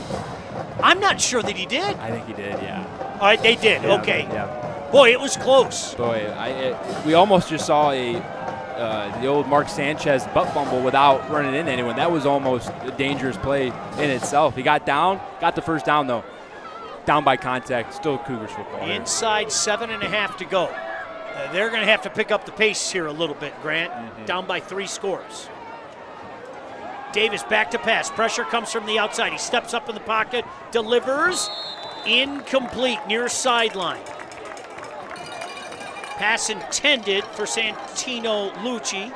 Couldn't come up with it. So 2nd and 10 with 7:12 to go. Still in their own territory as well, Grant. Yeah, I mean, they're trying to get out. They're trying to get explosive plays here. And they had some opportunities, and Santino Lucci is going to see one-on-one opportunities. We know that because of the respect that Elijah Goins gets on this offense here. Back to pass. Davis looks, fires, nice pass. Complete far side of the field into Romeo territory and knocked out of bounds about the 37-yard line is Jaden Sills. Relatively quiet tonight for number 7. Yeah. We saw him make some plays a couple weeks ago. Yeah, he's usually a really reliable target, makes a lot of plays in short area, but then makes a good run after catch. That time he had a good hands, was able to get out of bounds, but a good throw by Nico Davis. We've seen that throw intercepted a couple times tonight. Shotgun formation. This is a keeper all the way. He's in trouble. Still trying to get to the edge. He just steps out of bounds just inside the 35. We'll give him a gain of about 3. Clock stop with 6:56 to go. In a 30-13 game out here. Beautiful night in Romeo. And this is the time of year, folks. Not that long ago, it was about 80 degrees out here, and the temperature has plummeted. Maddie, I hope you have your coat on down there. Davis back to pass. Pressure comes up the middle. He evades it. Steps, fires. What a catch by Lucci. Are you kidding me? Oh my goodness. Wow! Check out this catch right here. I mean, Nico Davis, he's finding guys, and this is arguably their best drive. And right here, he just throws the ball up. It's desperation time, so why not go make a catch? And look at that. He catches it with one hand, brings it in with one. Santino Lucci, who's had a couple drops here on this drive, shows why he's still a very reliable target. Santino Lucci with a SportsCenter top 10 type of catch. Dakota in business. 1st and goal. Trying to stretch it far side into the end zone. Touchdown, Jeremiah Aaron.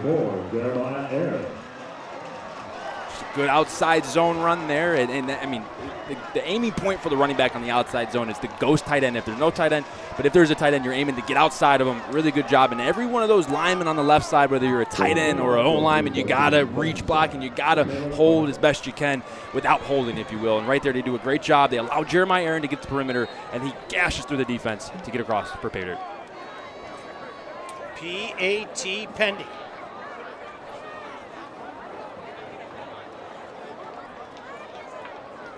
And Fleet out there. Snap is down, the kick is up, and the kick is good. So 6:33 to go, Grant Perry.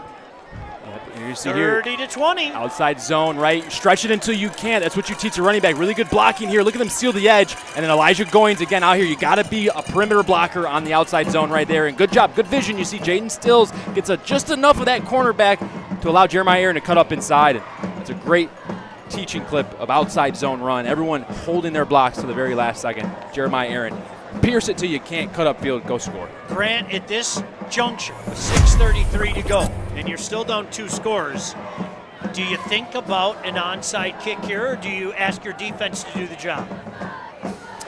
That's a good question. Personally, I would go for an onside kick here if I'm Dakota. Besides that last drive, nothing today has shown me that my offense can get me down to that red zone, because you got to get down there twice for a field goal and at least a touchdown to tie it. I'm going to try with at least just 6:30 here left. I'm going to try an onside kick, try to steal a possession. That way, if you do end up not scoring, you still have some time left, and try to make the best out of it. Hey, the Construction Association of Michigan provides a vast array of resources, services, information, and training to our diverse membership in Michigan's construction industry. Go to buildwithcam.com for more info. Well, hey, you know what? If Romeo recovers it, what else is new? They've had great field position all night, huh? Yeah, they have. They really have. Wouldn't change much here tonight. I have a feeling the way they're lined up, we're going to see an onside kick here. Indeed we are. Great job covering up. I didn't see who it was far side, but Grant, that's textbook. Yeah, just watch that ball in and then fall around it. Yep, just watch it come in. Look for that second bounce. Get ready to get on it. And then if you're a surrounding cast member, go jump on your teammate and make sure no one else gets their hands on that ball. You were part of the hands team many times, right? Oh, yeah. Did you ever catch one? I don't think I've caught one, but that is one of the scarier. Oh, I'm sure. You're walking out there. I mean, when you're getting onside kicked at, the game's on the line, marbles are on the line, and that's not an easy ball to catch. So another possession with great field position for the Bulldogs. They set up shop on their own 48-yard line. Sammy Nepa under center. Man in motion, hands it off in motion. Trying to get to the edge, can't get there. Boy, great pursuit. We've called his name a few times tonight. Evan Wolf, the defensive end, does not run like a defensive end. No, he doesn't. And I mean, the senior 88, Evan Wolf, does a great job of playing laterally, not giving up contain, and at the very last minute, giving up his body, reaching for that running back and bringing him down. That's a gain of only one, and I think the Bulldogs are going to take their time getting this play in. Grant? I think that'd be wise. You're in 4-minute mode here. We all know 2-minute mode, right? You're driving, trying to score. 4-minute, you're trying to burn as much time as you want.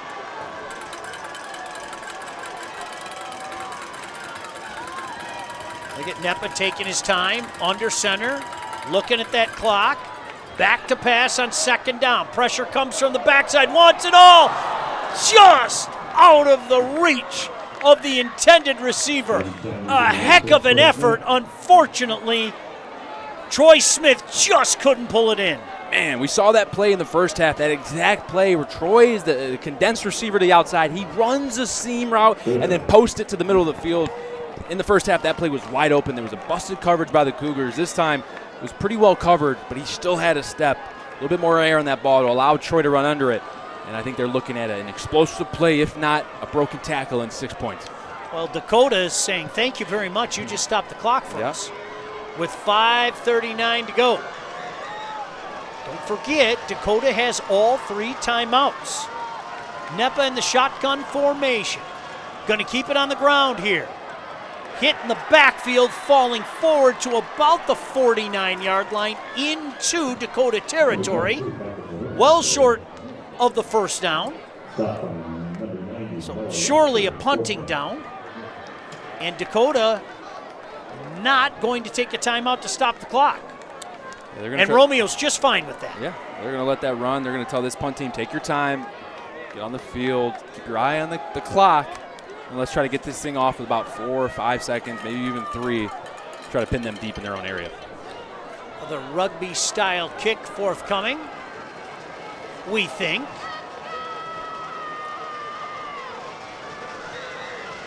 Taking precious time off that clock, 4:50, 4:49. Maybe they call a timeout here, Grant. Let's see. I believe that's what they're going to do near sideline. Absolutely. Ran that clock all the way down, and just before the play clock expired, they burn their first timeout. So 4:43 to go in this fourth quarter. Bulldogs have a 30-20 lead. Hey, by the way, sometimes the journey to Ford Field is a magical one, The Romeo Bulldogs squared off against Detroit Cast Tech in 2015. Brad Tanner led the Bulldogs on the ground, 130 yards, 3 touchdowns. Final score, Romeo knocks off Cast Tech by a score of 41-27. Was that really 10 years ago? My goodness gracious.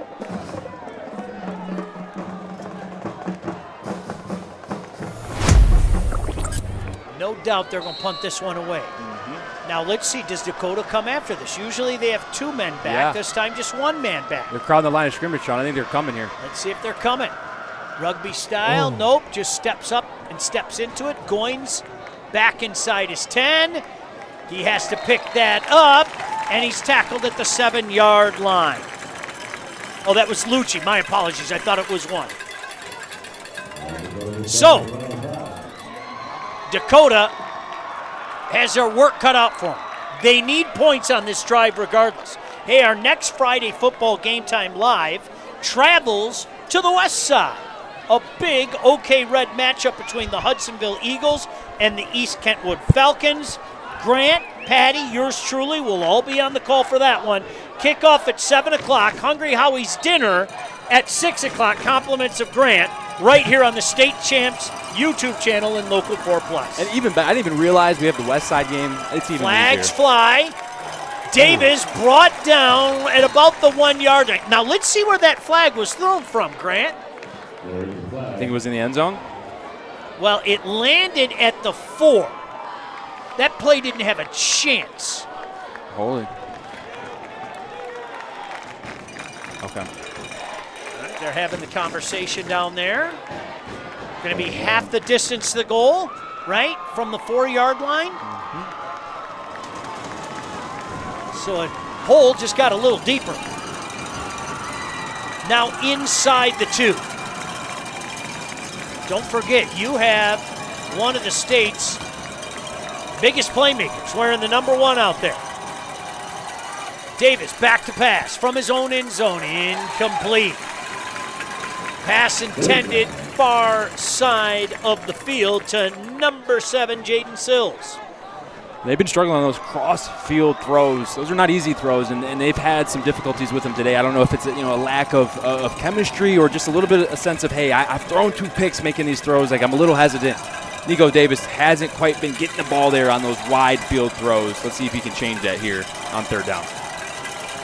3rd down, 3rd and 16. Davis in the back of his end zone. He's flushed out. He fires on the run, tried to thread the needle, incomplete. Yellow. If it's in the end zone and it's holding. That is in the end zone. That is. You can see where that flag is. Mm-hmm. I think they're going to have a conversation about it. And the quarterback was rolling. It makes sense if this is a hold. Guys getting outside the framework of their body. You can see the Bulldog players already trying to play the role. Braden Watson wants a safety. Look where the flag is. See if he gets one there. Holding. Safety. 2 points. And ball back. 12-point lead in Grant. Most importantly, getting the ball back. Yep. This is where you go to the barn, you grab that bench, and you just start milking that clock. You just milk that clock at will.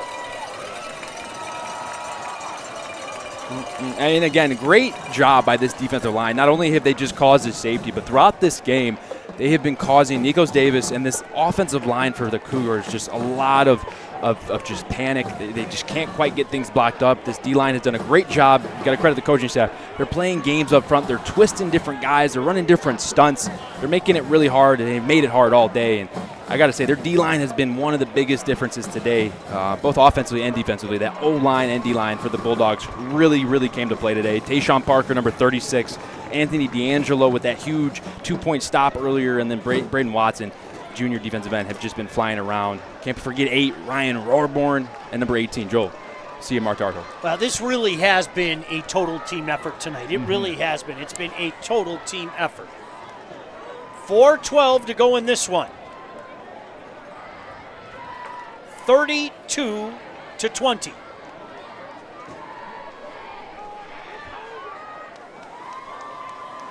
I think they're going to try to onside this again, Grant, from the 20-yard line.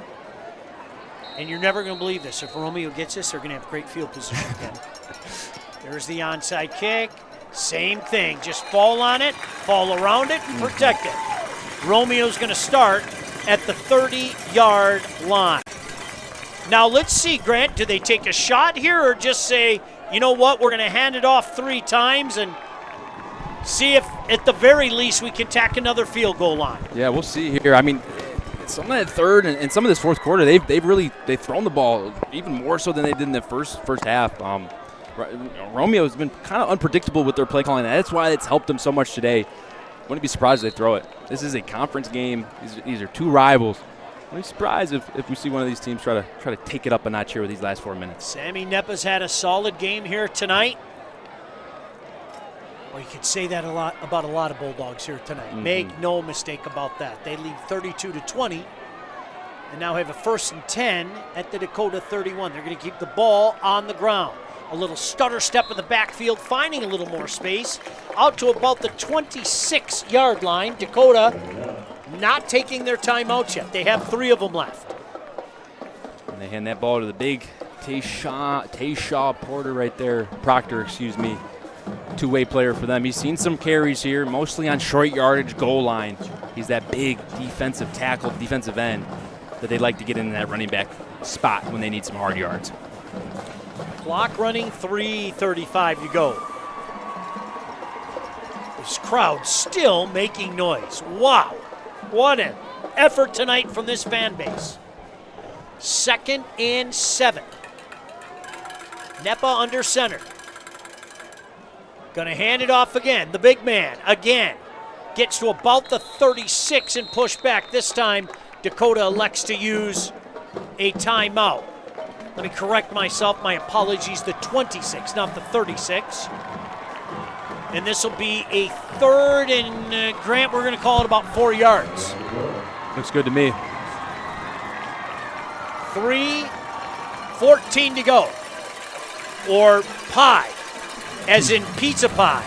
As in Grant's buying pizza pies next week when we're in Hudsonville. I just appreciate you guys coming to my neck of the woods. Yes, definitely. Still making noise here. What a great atmosphere. Great hospitality. We appreciate this community, no doubt about that. Don't forget Patty Cesarini will be down on the field at the end of this one as well. What was a very fast first quarter has turned into a not so fast next 3 quarters. Surely Dakota will try to stop the clock here if Romeo elects to run the ball. Dakota has 2 timeouts. They trail by 2 scores. 3rd and 4 for the Bulldogs. Pitch, coming near side, puts his head down, dives for the marker. I think he's going to be very close. Let's see where they mark this, Grant. Yeah, I think he's going to be maybe a foot, 2 feet short. Oh, baby. And then Dakota uses their last timeout. Or, excuse me, they have 1 timeout now. That was their 2nd. All right, Grant, here you go. Coach Perry.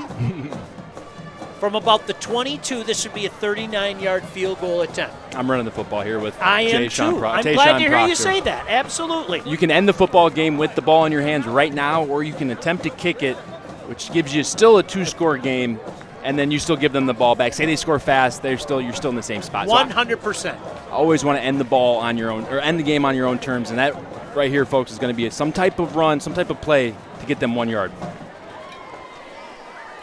Big number 36, the junior. Young man plays defensive line and running back. He's back in there. Best believe it. 4th and 1. Let's see how much side-to-side motion they do to try to see if they get any of these guys distracted or they just go right down the pipe here. Let's see. Neppa puts a man in motion. Movement up front. No flag thrown. Neppa, again, man in motion. And I think they're going to call a timeout now.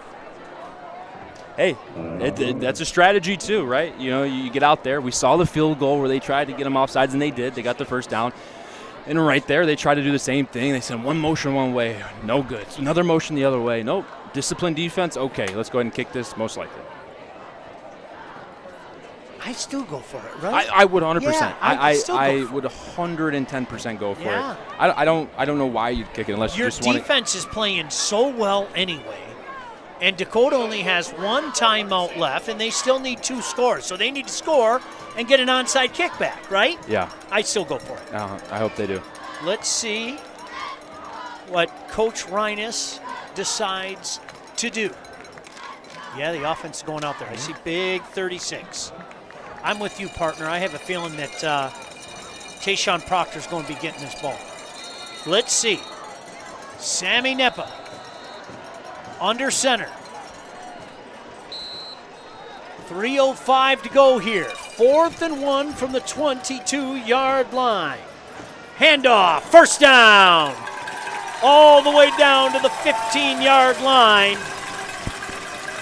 They're going to move the sticks. Now, is Dakota going to use their last timeout? They have not yet. The clock continues to run. 2:45 to go. Really good job on that last play by the center, Dylan Galaskis, number 58, number 51, the right guard, William Block. Did a great job of blocking down, able to seal it. And then the running back, Tayshawn Proctor, presses the line of scrimmage and finds a hole right off the right side of the guard. Gets that yard, gets a few more with the ability here to ice this game. Dakota not using their timeout. And if they haven't by now, I'm sure they're not going to. Famous last words, right? Nepa taking his sweet time to milk as much as he can. Hand it off, going far side, looking to stay in bounds inside the 10. They're going to say down about the 10-yard line. And, I mean, Roarborn on the carry. He's had a nice night as well, Grant. He has, and he's got a good frame, man. He's not a small kid running around. He's also a captain on this team, and I got to give some credit, too, for this Cougar defense and Elijah Goins, man. The way he flies up and doesn't slow his body, and he goes full speed through tackles. And there's just a clear reason why this kid's going to be playing at the next level, and those are some of the small things that you see, and you're like, yeah, there's a reason he's getting attention from the Division I level. 2nd and 2 from the 10-yard line. 1:25 to go. Nepa taking his time. Still standing, now under center. Going to hand it off. Try the middle, into the end zone, touchdown.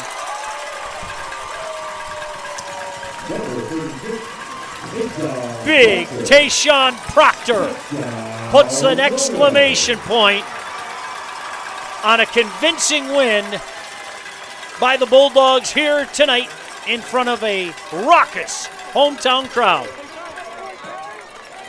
And that's probably going to be the most walk-in touchdown Tayshawn Proctor is going to see. That or this Dakota defense just does not want any piece of tackling this big fella because he is a lot, man. He's been dominating on that D-line. Then you go ahead and hand him the football, man. That's almost cheating. Him getting across the line there for a touchdown pretty much iced this game out. Point after fourth coming. The snap is down, the kick is up, and the kick is halfway to Hudsonville. Boy, does that kid have a boot. My goodness. So congratulations to Romeo. Barring something apocalyptic, Grant, they're going to win their 4th straight. And if you're a Dakota fan, I wouldn't worry too much. A good football team. Watch right here. These guys are going to block down, and he's going to press it and then just run right off that right guard's right side right here. Boom. Oh, then he cuts back inside. The lane cuts back inside. Really good job there by Tayshawn Proctor. Not normally a running back, but you can see the vision there. Athlete's an athlete. When you see green grass, you attack it. Of course, Dakota will fall to 5-1 on the season.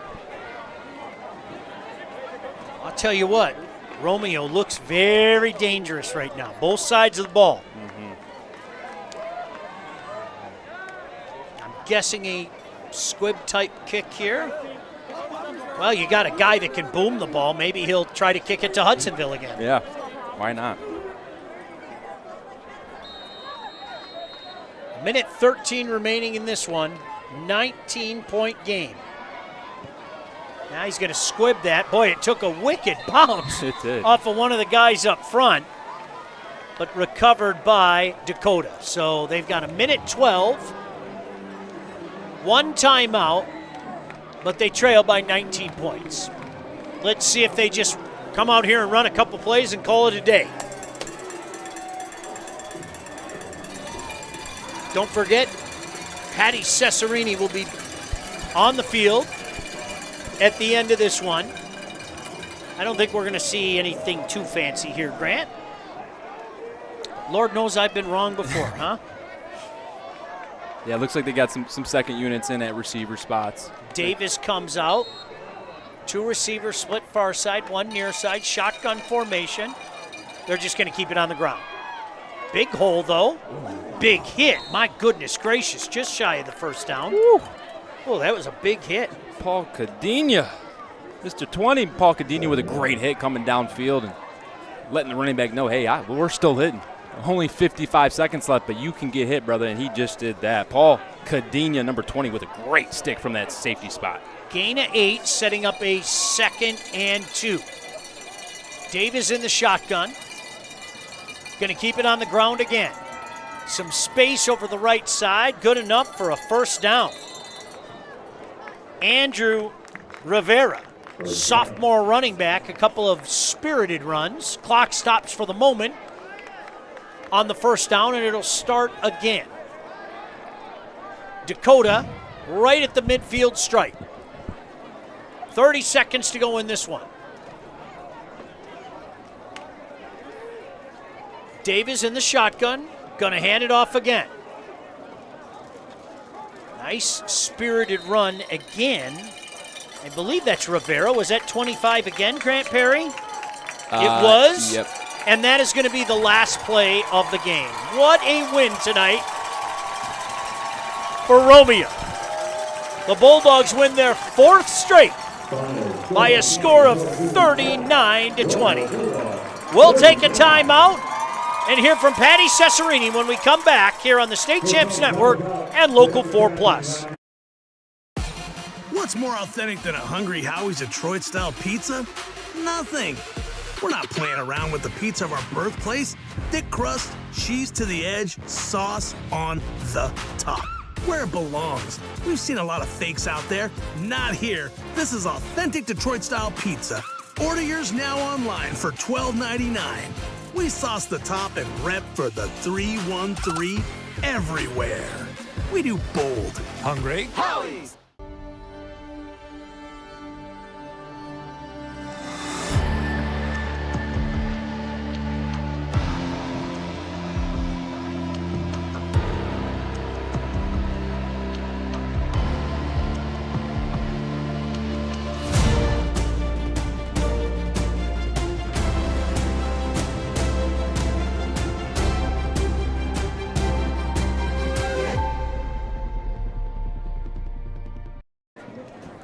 What a win tonight in front of the hometown crowd. Romeo comes away with a 39-20 victory.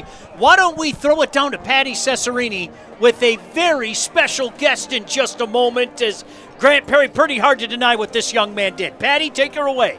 Thanks, guys. Troy, touchdown in the first half for you. Got hurt, come back, score another touchdown in the second half. First of all, how's the body feeling? It's feeling all right. Got to go in to probably get some stitches in my eye, but I'll be fine. Holding up okay. Now, talk me through both of those touchdowns that you had in tonight's game. The first one, I was just wide open on a little arrow out of the backfield. Second one, great blocking by the pulling guard, lead running back, and able to find my way in. And coming into this game this year against Dakota, Coach said that things were different. And what was different is that this team truly believed that you guys could beat Dakota. Why is it different this year? Probably the intensity that we have at practice, during games. I mean, last week, 51-0, coming out, playing all 4 quarters of football that we were starting to play again. It's great. Well, congrats on the win. Go enjoy this one. Thank you. Sean? What a great kid. Do you hear that? Mm-hmm. He didn't do anything tonight. He was wide open, and his teammates made all. He didn't do anything tonight. And he's going to have a nice hospital bill with a split chin. Talk about having a day with. I might have to get some stitches in my eye, but hey, my teammates were great tonight. What a win tonight here. No doubt, and the celebration is on. Nice to see so many students running on the field, and cheerleaders and band, and mass hysteria, dog and cats living together. But what a win tonight by the Romeo Bulldogs. Grant, some final thoughts. Man, they got out hot. They got out fast. They used the home field advantage to their benefit, and they didn't look back. And Dakota could not catch up. Hey, I want to give a special shout out to our team, the best in the business, no doubt about it. Patty Cesarini down in the field, Grant Perry up in the booth. For everybody involved, Sean Belegian saying, most importantly, thank you for inviting us into your phones, your tablets, your computer, your TV, whatever the case may be. Romeo puts on a show in front of the home crowd, knocks off Dakota 39-20. For everybody involved, thank you for watching State Champs and Local 4+. State Champs Game Time Live is delivered by Hungry Howie's Pizza and also presented by Lawrence Technological University, the Construction Association of Michigan, Legacy Partners Insurance, the Sam Bernstein Law Firm, and the Michigan High School Athletic Association.